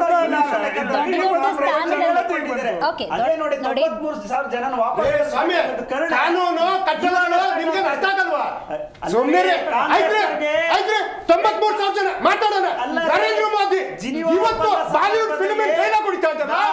ಏನು ಡೈಲಾಗ್ ಮೇಲೆ ಡೈಲಾಗು? ಯಾಕ್ರಿ 3 ಸಲ ಪಾಕಿಸ್ತಾನಕ್ಕೆ ಹೋಗಿದ್ರು? ಯಾಕ್ರಿ 3 ಸಲ ಪಾಕಿಸ್ತಾನಕ್ಕೆ ಹೋಗಿದ್ರು? ಪಾಕಿಸ್ತಾನಕ್ಕೆ ಹೋಗಿಲ್ಲ. ಪ್ರಧಾನಿ ಪಾಕಿಸ್ತಾನಕ್ಕೆ ಹೋಗಿಲ್ಲ. ಉಗ್ರರು ಪಾಕಿಸ್ತಾನದಿಂದ ಭಾರತ ಕಾಂಗ್ರೆಸ್ ಅವರಲ್ಲ. ದೇಶಕ್ಕೆ ನೋಡಿ, ಪಾಕಿಸ್ತಾನಕ್ಕೆ 3 ಬಾರಿ ಹೋದ್ರಲ್ಲ, ಯಾಕೆ ಹೋದ್ರು? ಯಾಕೆ ಹೋಗ್ತಾರೆ? ಕುಡಿತಿದ್ದಾರೆ, ಅರ್ಥ ಇಲ್ಲದ ಮಾತುಗಳನ್ನ ಕಾಂಗ್ರೆಸ್ ಎಲ್ಲವನ್ನೂ ಮಾತಾಡ್ತಾರೆ. ಉಗ್ರನ್ ಕರ್ಕಬರಕ್ ಹೋದ್ರ ಯಾರಿಗ್ ಗೊತ್ತು? You have to understand the context. ಯಾಕ್ರಿ ಹೋಗ್ತಾರೆ? ನಮಗೂ ಅವ್ರಿಗೂ ಶತ್ರುತ್ವ ಇದೆ. ಯಾವ ರೀತಿ ಹೋದ್ರು? ಆಯ್ತು ಮೇಡಮ್, ಇನ್ನೊಂದು ಬಹಳ ಮುಖ್ಯವಾದಂತ ವಿಚಾರ, ಒಂದ್ ನಿಮಿಷ. ಇವತ್ತು ನಾವು ಸೇನೆ ಬಗ್ಗೆ ಮಾತಾಡ್ತಿದೀವಿ, ಟೆಕ್ನಾಲಜಿ ಬಗ್ಗೆ ಮಾತಾಡ್ತಿದೀವಿ, ಉಪಕರಣಗಳ ಬಗ್ಗೆ ಮಾತಾಡ್ತಿದೀವಿ. Yes, we are proud. ಇವತ್ತು HAL ಅಂತ ಸಂಸ್ಥೆ ಕಟ್ಟಿದ್ದು ನೆಹರು, ಇವತ್ತು ಇಸ್ರೋ ಕಟ್ಟಿದ್ದು ನೆಹರು, ಇದೇ ರೀತಿ DRDM ಇಂದಿರಾ ಗಾಂಧಿ ಕಟ್ಟಿದ್ದು ಬ್ರಹ್ಮೋಸ್ ಅಂತ ಹೇಳ್ತೀವಲ್ಲ, ಅದನ್ನ ರಾಜೀವ್ ಗಾಂಧಿ ಮಾಡಿರ್ತಕ್ಕಂಥದ್ದು. ಏನೋ 10 ವರ್ಷದ ಅಂತ ನೀವ್ ಹೇಳಿದ್ರಿ. ಹೆಂಗ್ರಿ 10 ವರ್ಷ? ಸ್ವಾತಂತ್ರ್ಯ ಬಂದಾಗಲೇ ಈ ದೇಶವನ್ನ ಭದ್ರವಾಗಿ ಕಟ್ಟಿರುವಂತ ಕೆಲಸವನ್ನ ಮಾಡಿದೆ. ನೀವು ದೇಶದ ಜನತೆ ದೇಶದಲ್ಲಿ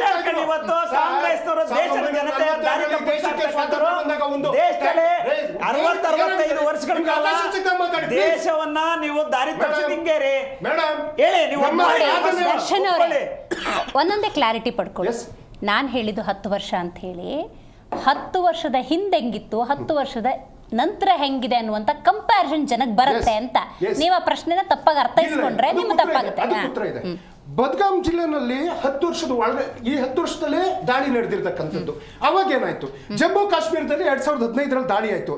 ಅದಾದ್ಮೇಲೆ ಗುರುದಾಸ್ಪುರದಲ್ಲಿ ಜುಲೈ 15ರಲ್ಲಿ ದಾಳಿ ಆಯ್ತು. ಪಾಂಪೂರ್ನಲ್ಲಿ ದಾಳಿಯಾಗಿದೆ 16ರಲ್ಲಿ, ಉರಿ ದಾಳಿಯಾಗಿದೆ, ಬಾರಾಮುಲ್ಲಾ ದಾಳಿಯಾಗಿದೆ, ರಾಷ್ಟ್ರೀಯ ರಫೇಲ್ ಶಿಬಿರದ ಮೇಲೆ ಹಮ್ದ್ವಾರ್ಪುರದಲ್ಲಿ ದಾಳಿಯಾಗಿದೆ, ಮತ್ತೆ ಪುಲ್ವಾಮಾ ದಾಳಿಯಾಗಿದೆ, ಅಮರನಾಥ್ ಯಾತ್ರಿಗಳ ಮೇಲೆ ದಾಳಿಯಾಗಿದೆ, ರೆಜೋರಿನಲ್ಲಿ ದಾಳಿಯಾಗಿದೆ, ಕಾಶ್ಮೀರದಲ್ಲಿ ದಾಳಿಯಾಗಿದೆ, ಪುಲ್ವಾಮಾದಲ್ಲಿ ದಾಳಿಯಾಗಿದೆ. ಏನೋ ಪುಲ್ವಾಮಾ ವಿಚಾರನ ಮಾತಾಡ್ತಾ ಇದ್ರು. ಮೇಡಮ್, ನಾನು ಅನವಶ್ಯಕವಾದಂತ ಕಮೆಂಟ್ ಮಾಡೋದಕ್ಕೆ ಬರಲ್ಲ. ಇದೇ ರೀತಿ ನನ್ನ ದೇಶದ 3 ಸೇನೆಯ ಮಾತಾಡೋಕೆ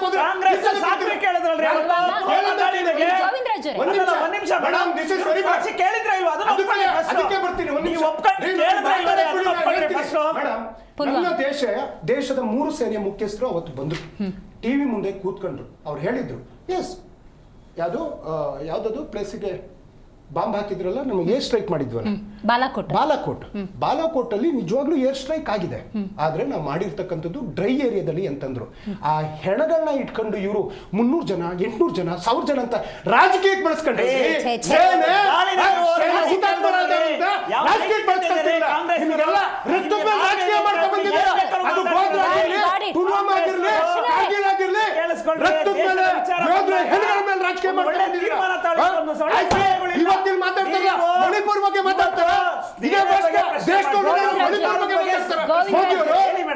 ಓಕೆ ದರ್ಶನ್ ಅವರೇ, ಗೋವಿಂದ ರಾಜು ಅವರೇ, ಇವತ್ತು ನೋಡಿ ಟ್ರಂಪ್ ಯಾಕೆ ಅನ್ನುವಂಥ ಪ್ರಶ್ನೆಯನ್ನು ಕೇಳಿರುವಂಥ ಕಾಂಗ್ರೆಸ್ ಇನ್ನು 4 ದಿವಸ ಕಳೆದ ಮೇಲೆ ನೀವು 9 ಅಡಗುತಾಣಗಳನ್ನು ಮಾರ್ಕ್ ಮಾಡ್ಕೊಂಬಿಟ್ಟು ಹಿಟ್ಟು ಮಾಡಿದ್ರಲ್ಲ, ಬಾಡಿ ಲೆಕ್ಕ ಕೊಡಿ ಅಂತ ಕೇಳ್ತಾರೆ, ಆಯಿತಾ? ಸಾಕ್ಷಿ ಕೇಳ್ತಾರೆ. ಅದಕ್ಕೆ AK ಭಾರತಿಯವರು ಸೇನಾ ಮುಖ್ಯಸ್ಥರು ಬಹಳ ಮುಖ್ಯವಾಗಿ ಸುದ್ದಿಗೋಷ್ಠಿಯಲ್ಲಿ ಹೇಳಿದಂಥ, ಇದು ಪತ್ರಕರ್ತರ ಪ್ರಶ್ನೆ ಕೂಡ ಆಗಿತ್ತು. ಅದಕ್ಕೆ ಅವ್ರು ಹೇಳಿದ್ದು, ನಮ್ಮದು ಟಾರ್ಗೆಟ್ ಹಿಟ್ಟಾಯ್ತಾ ಇಲ್ವಾ ಅಂತ ನೋಡ್ತೀವಿ, ಬಾಡಿ ಲೆಕ್ಕ ಹಾಕೋದು ನಮ್ದಲ್ಲ ಅಂತ ಹೇಳಿದ್ರು. ಸೊ ಇಂಥ ಪ್ರಶ್ನೆಗಳಿಗೆ ನಿಮ್ಮ ಉತ್ತರ ಏನಿರುತ್ತೆ ರಾಜಕೀಯ ಮಟ್ಟದಲ್ಲಿ? ನಮಗೆ ಇವತ್ತು ಎಷ್ಟು ಬಾಡಿ ಇದಾಗಿದ್ದೇವೆ ಅಂತ ಹೇಳಿ ಉತ್ತರ ಕೊಡಬೇಕಾಗಿರ್ತಕ್ಕಂಥವ್ರು ಪಾಕಿಸ್ತಾನದವರು. ನಾವು ಉತ್ತರ ಕೊಡಬೇಕಾಗಿದ್ದೇನು ಅಂದ್ರೆ, ಟಾರ್ಗೆಟ್ ರೀಚ್ಡ್ ಆರ್ ನಾಟ್? ನಾವು ಟಾರ್ಗೆಟ್ ವಿ ರೀಚ್ಡ್.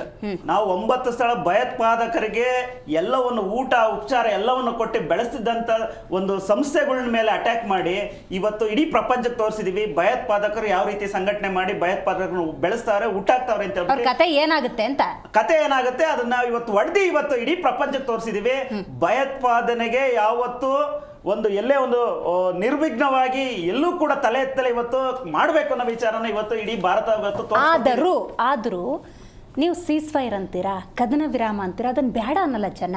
ಒಂದು ಸಕಾರಣ ಕೊಡಬೇಕು. ಕೆಲವೊಂದು ಕಾನ್ಫಿಡೆನ್ಷಿಯಲ್ ರೆಸ್ಪೆಕ್ಟ್ ಮಾಡ್ತಾರೆ ಪ್ರತಿಯೊಬ್ಬ ಭಾರತೀಯ, ಬಟ್ ಅಲ್ಲಿ ಏನೋ ಗೊಂದಲ ಕಾಣ್ತಾ ಇದೆ. ಬ್ಲಾಕ್ ಮೇಲ್ ಆದ್ರ ಬ್ಲಾಕ್ ಮೇಲ್ ಒಳಗಾದ್ರ ಅಂತ. It's very clear. Seize fire ಆದಂತ ಸಂದರ್ಭದಲ್ಲಿ ಸಂಬಂಧಪಟ್ಟ ಅಧಿಕಾರಿಗಳು ಯಾವ ರೀತಿ ತೀರ್ಮಾನ ಮಾಡಬೇಕು ಅನ್ನೋ ವಿಚಾರನ ಅವ್ರು ಡಿಸೈಡ್ ಮಾಡ್ತಾರೆ. ಮೇಡಮ್ ಒಂದ್ ನಿಮಿಷ ಕೇಳಿಸ್ಕೊಳ್ರಿ.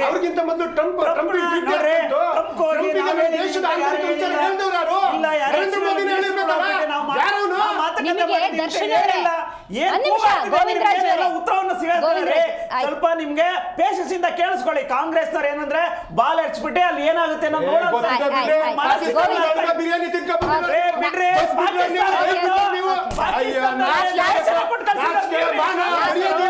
ಪಾಕಿಸ್ತಾನ ದೇಶ ಹುಟ್ಟಾಕಿ ನಿಮ್ಮ ಮುದ್ದೆ ಈ ದೇಶದೊಳಗಡೆ ಧರ್ಮ ನಿಮ್ಮ ತಾತಂದಿರು, ನಿಮ್ಮ ಮುದ್ದೆ ನಿಮ್ಮ ಸಾವರ್ಕರು ಅವತ್ತು ಬ್ರಿಟಿಷ್ ತಿಂದವರು, ಅವತ್ತು ಬ್ರಿಟಿಷ್ಗೆ ನಿಮ್ಮ ಮುದ್ದೆ ತಂದವರು ಅವತ್ತು ನೀವು ಬ್ರಿಟಿಷ್ ಪರ ಇದ್ರಿ. ಇವತ್ತು ಪಾಕಿಸ್ತಾನ ಬೇರೆ ಕಾರಣನೇ ನೀವು, ಕಾರಣನೇ ನೀವು. ಬಸ್ ಬಿಟ್ಟವರು ನೀವೇ, ರೈಲ್ ಬಿಟ್ಟವರು ನೀವೇ. ಅಲ್ಲಿಗೆ ಅಣಬೇತಿನ ಕಾಂಗ್ರೆಸ್ನವ್ರು ಹೇಳಿದ್ರೆ ಕಂಡಿದ್ದೀವಿ. ಈ ದೇಶಕ್ಕೆ ಸ್ವಾತಂತ್ರ್ಯ ಕೊಟ್ಟಿದ್ದೀವಿ ನಾವು, ದೇಶಕ್ಕೆ ಸ್ವಾತಂತ್ರ್ಯ ಕೊಟ್ಟಿದ್ದೀವಿ. ಸ್ವಾತಂತ್ರ್ಯ ಪೂರ್ವದಲ್ಲಿ ದೇಶ ಹೊಡೆದವ್ರು ನೀವು, ದೇಶ ಹೊಡೆದವ್ರು ನೀವು. ಬ್ರಿಟಿಷ್ ಅವ್ರಿಗೆ ನಮಸ್ಕಾರ ಹೊಡೆದವ್ರು ನೀವು, ಪಿಂಚಣಿ ಕೊಟ್ಟವ್ರು ನೀವು, ಧರ್ಮಾಧಿರತ್ವವಾಗಿ ಹಿಂದೂ ಮುಸ್ಲಿಂ ಅಂತ. ಮಧ್ಯಪ್ರದೇಶದಲ್ಲಿ ಇವತ್ತು ನಿಮ್ಮ ಮಂತ್ರಿ ಸೋಫಿಯಾ ಕುರೇಶಿಗೆ, ನಾನು ಸೋಫಿಯಾ ಕುರೇಶಿ ಹೆಮ್ಮೆಯ ಕೇಂದ್ರ ಬಗ್ಗೆ ಮಾತಾಡ್ತಾ ಇದ್ದೀನಿ. ಪಾಕಿಸ್ತಾನ ಬಗ್ಗೆ ಗೊತ್ತಾಗಿದೆ ಇವತ್ತು. ರಾಹುಲ್ ಗಾಂಧಿ ಏನ್ ಹೇಳಿದ್ದಾರೆ ಗೊತ್ತು ಬಿಡ್ರಿ. ದೇಶಕ್ಕೆ ಪ್ರಾಣ ತ್ಯಾಗ ಮಾಡಿ ಅವ್ರ ಮೊಮ್ಮಗ ಒಂದ್ ನಾಯಿ ಸತ್ತಿಲ್ಲ ಈ ದೇಶದ ಜನ ತ್ಯಾಗ ಮಾಡಿದ್ದಾರೆ.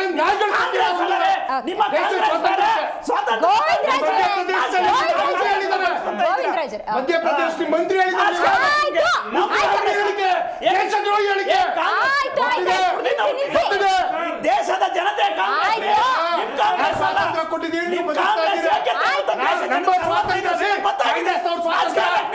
ನಿಮ್ಮಿಬ್ರನ್ನೇ ಕಳ್ಸೋಣ ಬಿಡಿ. ಪಾಕಿಸ್ತಾನ ಅಲ್ಲೇ ಕಳ್ಸೋಣ, ಯುದ್ಧ ಮಾಡಿರಂತೆ ಇಲ್ಲಿ ನೋಡಿ. ಎಲ್ಲ ಸೌಕರ್ಯಗಳನ್ನ ಕೊಟ್ಬಿಟ್ಟು ಇಡೀ ದೇಶದಿಂದ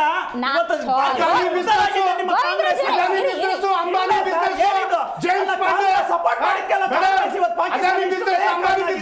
ನಿಂತಿಲ್ಲ ಪಾಕಿಸ್ತಾನಕ್ಕೆ ಆ ದೇಶನ ತುಳಿಗಳು ಹಾಕಿದೀವಿ. ಎಲ್ಲಿ ಮಾಡಿದ್ದೀರಾ?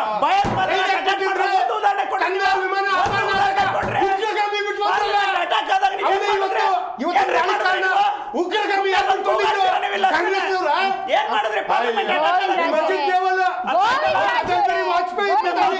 ಗೋವಿಂದರಾಜ್ ಪಾರ್ಲಿಮೆಂಟ್ ಅಟ್ಯಾಕ್ ಮಾಡಿದ ಸಂದರ್ಭದಲ್ಲಿ ನಾಗೇಂದ್ರ ಪ್ರಸಾದ್ ಸರ್, ಪ್ರತಿಪಕ್ಷದವರಿಗೆ ಡೊನಾಲ್ಡ್ ಟ್ರಂಪ್ ಹಾಕೋ ಟ್ವೀಟ್ ಮೇಲೆ ನಂಬಿಕೆ ಇದೆ, ದೇಶದ ಪ್ರಧಾನಿ ಮೇಲಿಲ್ಲ.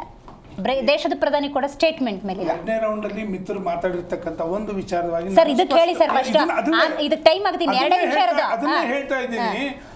ಇವತ್ತು ಇಸ್ರೇಲ್ ಅಲ್ಲಿ ಯುದ್ಧ ನಡೀತಾ ಇದೆ. ಯಾಕೆ ಭಾರತ ಸ್ಟೇಟ್ಮೆಂಟ್ ಕೊಡ್ಲಿಲ್ವಾ?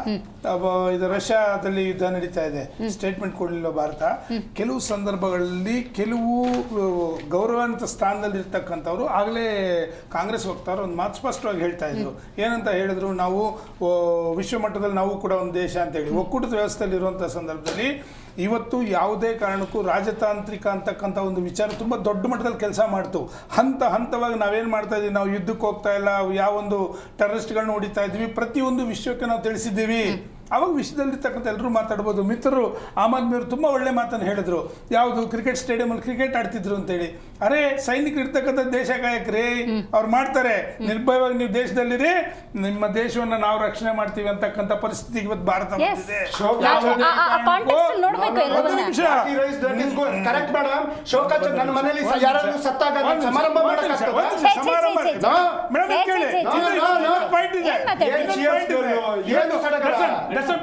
ಮೇಡಮ್ ಇನ್ನೊಂದು ಪಾಯಿಂಟ್ ಇದೆ ಮೇಡಮ್, ಒಂದು ನಿಮಿಷ. ನಿಮ್ಗೆ ಅದು ಮಾತ್ರ ಕಾಣುತ್ತೆ, ಬೇರೆದ್ ಕಾಣಲ್ವಾ?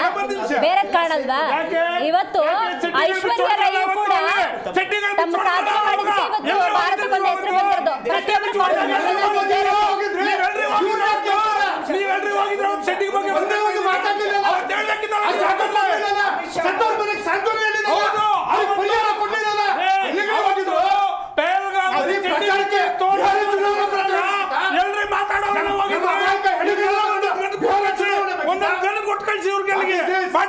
ಮಾತಾಡಿದ್ರು ಹಂತವಾಗಿ ನಮ್ಮ ದೇಶ ಉದಾಹರಣೆಗೆ ಸುಖಾಯುಧ ವಿಮಾನಗಳನ್ನ ಸನ್ಮಾನ್ಯ ದೇವೇಗೌಡರ ಕಾಲದಲ್ಲೂ ಕೂಡ ಒಂದು ಹಂತಲ್ಲ ಇವತ್ತು ತಗೊಂಡ್ರು. ಕಾಂಗ್ರೆಸ್ ಕಾಲದಲ್ಲಿ ಸ್ವಲ್ಪ ನಡೀತು, ಮತ್ತೆ ಬೇರೆ ಜವಾಬ್ದಾರಿಗಳು ಆಯಾ ಸಂದರ್ಭಗಳಲ್ಲಿ ಆಯಾ ಕಾರ್ಯಗಳು ನಡೆದಿದೆ. ಇವತ್ತು ನಮ್ಮ ದೇಶ ಸದೃಢವಾಗಿದೆ.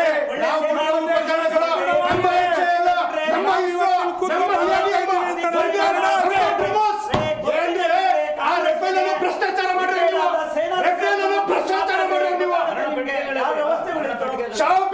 ಭ್ರಷ್ಟಾಚಾರ. ಅನಿಲ್ ಅವರೇ, ಮಿನಿಮಮ್ ನಂಬಿಕೆನೂ ದೇಶದ ಪ್ರಧಾನಿ ಮೇಲೆ ಯಾಕಿಲ್ಲ ಕಾಂಗ್ರೆಸ್ ಮತ್ತೆ ಎಪಿ ಅವ್ರಿಗೆ?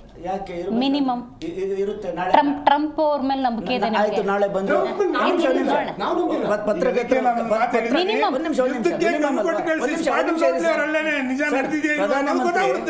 ಇಡೀ ದೇಶದ ಪ್ರಧಾನಮಂತ್ರಿ ಅಲ್ವಾ, ಯಾಕೆ ನೀವು ಒಂದು ಪ್ರೆಸ್ ಮೀಟ್ ಮಾಡಿ ಹೇಳ್ಬಾರ್ದು ನಂದೇನಿತ್ತು ಏನ್ ಕತೆ?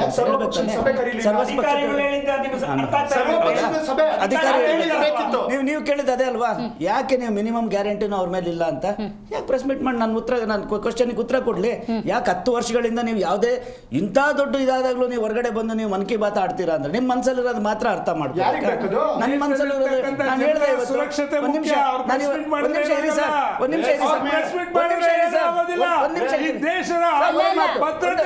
ಪ್ರಧಾನಿ ನರೇಂದ್ರ ಮೋದಿ ಮಾತಾಡೋದು ಬೇಕಾ, ಸೊಲ್ಯೂಷನ್ ಬೇಕಾ? ನನಗೆ ಒಂದು ಮಾತು ಬೇಕು. ನಾನು ಇವತ್ತು ಕೇಳ್ತೀನಿ, ಯಾಕೆ ಅಮಿತ್ ಶಾ ಅವ್ರ ಮಗ ಇದು ಚೇರ್ಮನ್ ಆಗಿದ್ದಾರೆ ಅಂತ ಹೇಳಿ ಕ್ರಿಕೆಟ್ ಆಡಕ್ ಬಿಟ್ರ ಅಂತ ಕೇಳ್ತೀನಿ. IPL ಆಡಕ್ ಬಿಟ್ರ? ಒಂದ್ ನಿಮಿಷ ಕೇಳ್ರಿ, ನನ್ ಮಾತು ಕೇಳಿ. ನಾನು ಇವತ್ತು ಪ್ರಧಾನಿಗಳಿಗೆ ಕೇಳಬೇಕು, ಅಮಿತ್ ಶಾ ಅವ್ರ ಮಗ BCCI ಚೇರ್ಮನ್ ಆಗಿರೋದಕ್ಕೆ ನೀವು ಕ್ರಿಕೆಟ್ ಆಡಕ್ ಬಿಟ್ಟ ಲಾಸ್ ಆಗುತ್ತೆ ಅಂತ ಹೇಳಿ ಇಷ್ಟು ದೊಡ್ಡ ಯುದ್ಧ ಆಗ್ತಿದ್ರು ನೀವು ಆಡಕ್ ಬಿಟ್ಟಿದ್ರಲ್ಲ ಅಂತ ಕೇಳ್ಬೇಕು. ಅವಾಗ ಅವ್ರು ಹೇಳ್ಬೇಕು, ಆನ್ಸರ್ ಕೊಡ್ಬೇಕು.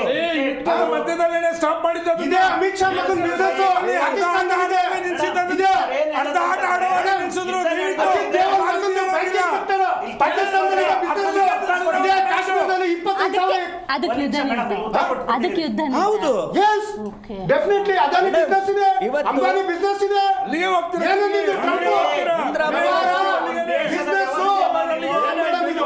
ನಮ್ಮ ಸೈನಿಕರಿಗೆ ಅವಮಾನ ಮಾಡೋ ಕೆಲಸ ಮೇಡಮ್ ಅಂತ ಆಸೆ ಪಟ್ಟಿದ್ದಾರೆ. ಅದಾನಿ ಉಳಿಸೋಕ್ಕೋಸ್ಕರ ನಾವು ಹೆಮ್ಮೆ ಪಡ್ತಾ ಇದೀವಿ ಮೇಡಮ್, ನಾವು ಹೆಮ್ಮೆ ಪಡ್ತಾ ಇದೀವಿ. ಪ್ರಧಾನಿ ಅವ್ರು ಬಂದು ಹೇಳಿದ್ರೆ ವಿ ರಿಯಲಿ ರೆಸ್ಪೆಕ್ಟ್ ಇಟ್. ಅವನು ಯಾಕೆ ಬಂದ? ಓಕೆ, ಲಾಸ್ಟ್ ಕನ್ಕ್ಲೂಷನ್ ಗೋವಿಂದ ಅಂದ್ರೆ ಒಂದು ದೇಶದಲ್ಲಿ ಒಂದು ದಾಳಿ ಮಾಡ್ತಾ ಇದೀವಿ ಅಂತ ಹೇಳ್ಬಿಟ್ಟು ಎಲ್ಲ ಉತ್ಪನ್ನ ನಿಲ್ಸ್ಬಿಡ್ಬೇಕು ಅನ್ನೋ ಮನಸ್ಥಿತಿ. ಒಂದು ನಿಮಿಷ ಹೇಳ್ತೀನಿ ಕೇಳಿ, ಯಾಕೆ ಹೆಂಗ್ರೆ ನಿಲ್ಸ್ತೀರಾ? ಜನಕ್ಕೆ ಬೆಳಗ್ಗೆ ಊಟ ಬೇಕು, ಏನು ಕ್ರಿಕೆಟ್ ಇಂದ ಊಟ ಕೋವಿಡ್ ಟೈಮಲ್ಲಿ ಏನ್ ಮಾಡಿದ್ರೆ? ಕೋವಿಡ್ ಟೈಮಲ್ಲಿ ಏನ್ ಮಾಡಿದ್ರೆ? ನಿಮ್ಮ ಜನಗಳನ್ನ 49 ಲಕ್ಷ ಜನ ಬೀದಿ ಹೆಣ ಮಾಡಿದ್ರು.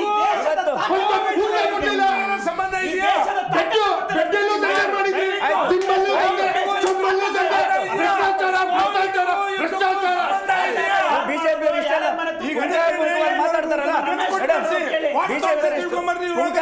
ಮಾತಾಡ್ತಾರಲ್ಲ, ಹಂಗಾದ್ರೆ ನೀವು ಯುದ್ಧ ಆಗುತ್ತೆ ಅಂತ ಹೇಳ್ಬಿಟ್ಟು ಯಾಕೆ ನಾವೆಲ್ಲ ಮಾರ್ಚ್ ಮಾಡೋಣ ಅಂತಂದ್ರು, ಆ ಮಾರ್ಚ್ ಭಾಗವಾಗಿ ನಿಲ್ಲಿಸಬೇಕಿತ್ತು ಕ್ರಿಕೆಟ್. 8 ಗಂಟೆಗೆ ಬಂದು ನೋಟ್ ಬ್ಯಾನ್ ಅಂದ್ರಲ್ಲ, ₹1 ಕಪ್ಪು ಹಣ ಬಂತ, ಟೆರರಿಸಂ ನಿಲ್ತ, ನಕ್ಸಲೈಟ್ ಬಂದ್ರ, ಲಾಕ್ಡೌನ್ 8 ಗಂಟೆಗೆ ಬಂದ್ರಲ್ಲ, ಚಪ್ಪಾಳೆ ತಟ್ಟಿ ಸಿಂಕೆ ಓದಿ ದೀಪ ಹಚ್ಚಿ ಕೋವಿಡ್ ಹೋಯ್ತಾ?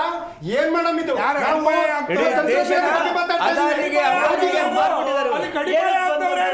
ಪ್ರಪಂಚಕ್ಕೆ ಗೊತ್ತಿದೆ ಈ ದೇಶ ಆಳಿರೋರು ಅದಕ್ಕೆ ಅಡಿಪಾಯ ಆಗಿರೋದು. ದೇವೇಗೌಡರು ಈ ದೇಶದ ಪ್ರಧಾನಿ ಆಗಿದ್ದಾರೆ, ಮರಿಬೇಡ್ರಿ. ಖಂಡಿತ ನಾನು ಯಾವ ಮಾಡಿದ್ರಿ? ಮರಿಬೇಡ್ರಿ. ಕಾಂಗ್ರೆಸ್ ಅವರು ಮಾಡಿದ್ರಿ, ಮರಿಬೇಡ್ರಿ. ಇದೇ ಪಾಕಿಸ್ತಾನಕ್ಕೆ ದೇವೇಗೌಡರು ಒಡ್ಡಿವಾಗಿದ್ರು. ನಾಗೇಂದ್ರ ಅವರು, ಗೋವಿಂದರಾಜರು, ದರ್ಶನ್ ಅವರು, ಅನಿಲ್ ಅವರು ಕಾರ್ಯಕ್ರಮದಲ್ಲಿ ಭಾಗಿಯಾಗಿದ್ದಕ್ಕಾಗಿ ಧನ್ಯವಾದಗಳು. ಓಕೆ ಅದು Deve Gowda Shakti. Thank you so much. Shakti ರೀ. ನಾನು ಹೇಳ್ತಿದ್ದೆ ಅಸಲಿ ಯುದ್ಧ ಈಗ ಆರಂಭ ಆಗಿದೆ. ಯುದ್ಧ ಆದ ಸಂದರ್ಭದಲ್ಲಿ, ಯುದ್ಧದ ಸನ್ನಿವೇಶ ಇದ್ದಾಗ ಏನು ಪ್ರತಿಪಕ್ಷಗಳು ಬಂದು ಮೈಕ್ ಎದುರುಗಡೆ ಮಾತಾಡಿದ್ದು ಕೇಂದ್ರ ಸರ್ಕಾರ ಯಾವ ನಿರ್ಧಾರ ತೊಗೊಂಡ್ರು ವಿ ಆರ್ ವಿತ್ ದೆಮ್ ಅಂತ ಹೇಳಿ. ಬಟ್ ಈಗ ನೋಡಿ, ಕ್ರೆಡಿಟ್ ವಾರ್ ಅನ್ನೋ ಸ್ಟಾರ್ಟ್ ಆಗಿದೆ. ಇದು ಎಲ್ಲಿಗೆ ಬಂದು ನಿಂತ್ಕೊಳ್ಳುತ್ತೋ ಗೊತ್ತಿಲ್ಲ. ಒಂದಷ್ಟು ಸಾಕ್ಷ್ಯಾಧಾರಗಳನ್ನು ಕೇಳ್ತಾರೆ, ಮುಂದೆ ಬೇರೆ ಬೇರೆ ಮಜಲುಗಳನ್ನು ಪಡ್ಕೊಳ್ಳುತ್ತೆ. ಕೇಂದ್ರ ಸರ್ಕಾರ ಸರಿಯಾದ ರೀತಿಯಲ್ಲಿ ಸಿದ್ಧವಾಗಿಲ್ಲ ಅಂತ ಹೇಳಿದ್ರೆ ಮುಂದಿನ ದಿವಸಗಳಲ್ಲಿ ಮಕ್ಕಾಡೆ ಮಲಗುತ್ತೆ. ಆದರೆ ಒಂದು ಸ್ಟ್ಯಾಂಡ್ ಕ್ಲಿಯರ್, ಅದನ್ನಾದರೂ ಬಿಲೀವ್ ಮಾಡಬೇಕು. ಏನದು? ಉಗ್ರವಾದದ ವಿರುದ್ಧ ಭಾರತ ಎದೆ ತಟ್ಟಿ ನಿಂತಿದೆ, ಎದೆಗಾರಿಕೆಯಿಂದ ಹೇಳಿದೆ. ಎಲ್ಲೆಲ್ಲಿ ಉಗ್ರತ್ವ ಅನ್ನೋದಿರುತ್ತೋ, ಉಗ್ರವಾದ ಅನ್ನೋದಿರುತ್ತೋ, ಉಗ್ರರು ಅಂತ ಇರ್ತಾರೋ ಅವ್ರನ್ನೆಲ್ಲ ನಾಶಪಡಿಸೋದೇ ಆಪರೇಷನ್ ಸಿಂಧೂರ ಅಂತ ಹೇಳಿದ್ದಾರೆ. ಅದನ್ನು ಪ್ರೋತ್ಸಾಹಿಸೋಣ, ಅದನ್ನು ಬೆಂಬಲಿಸೋಣ. ಅದನ್ನು ಎಟ್ ಎಂಡ್ ಆ ಕಡೆಯ ಉಗ್ರ ಇರೋವರೆಗೂ ಕೂಡ ಈ ಆಪರೇಷನ್ ಸಿಂಧೂರ ಮುಂದುವರಿಯುತ್ತೆ ಅನ್ನುವಂತಹ ಸ್ಟೇಟ್ಮೆಂಟನ್ನು, ಆ ಉದ್ದೇಶವನ್ನು ಪ್ರೋತ್ಸಾಹಿಸೋಣ ಅಂತ ಹೇಳ್ತಾ ಇವತ್ತಿನ ಕಾರ್ಯಕ್ರಮವನ್ನು ಮುಗಿಸೋಣ. ನೋಡ್ತಾ ಇರಿ ಜೀ ಕನ್ನಡ ನ್ಯೂಸ್. ಸತ್ಯವೇ ಸುದ್ದಿಯ ಜೀವಾಳ.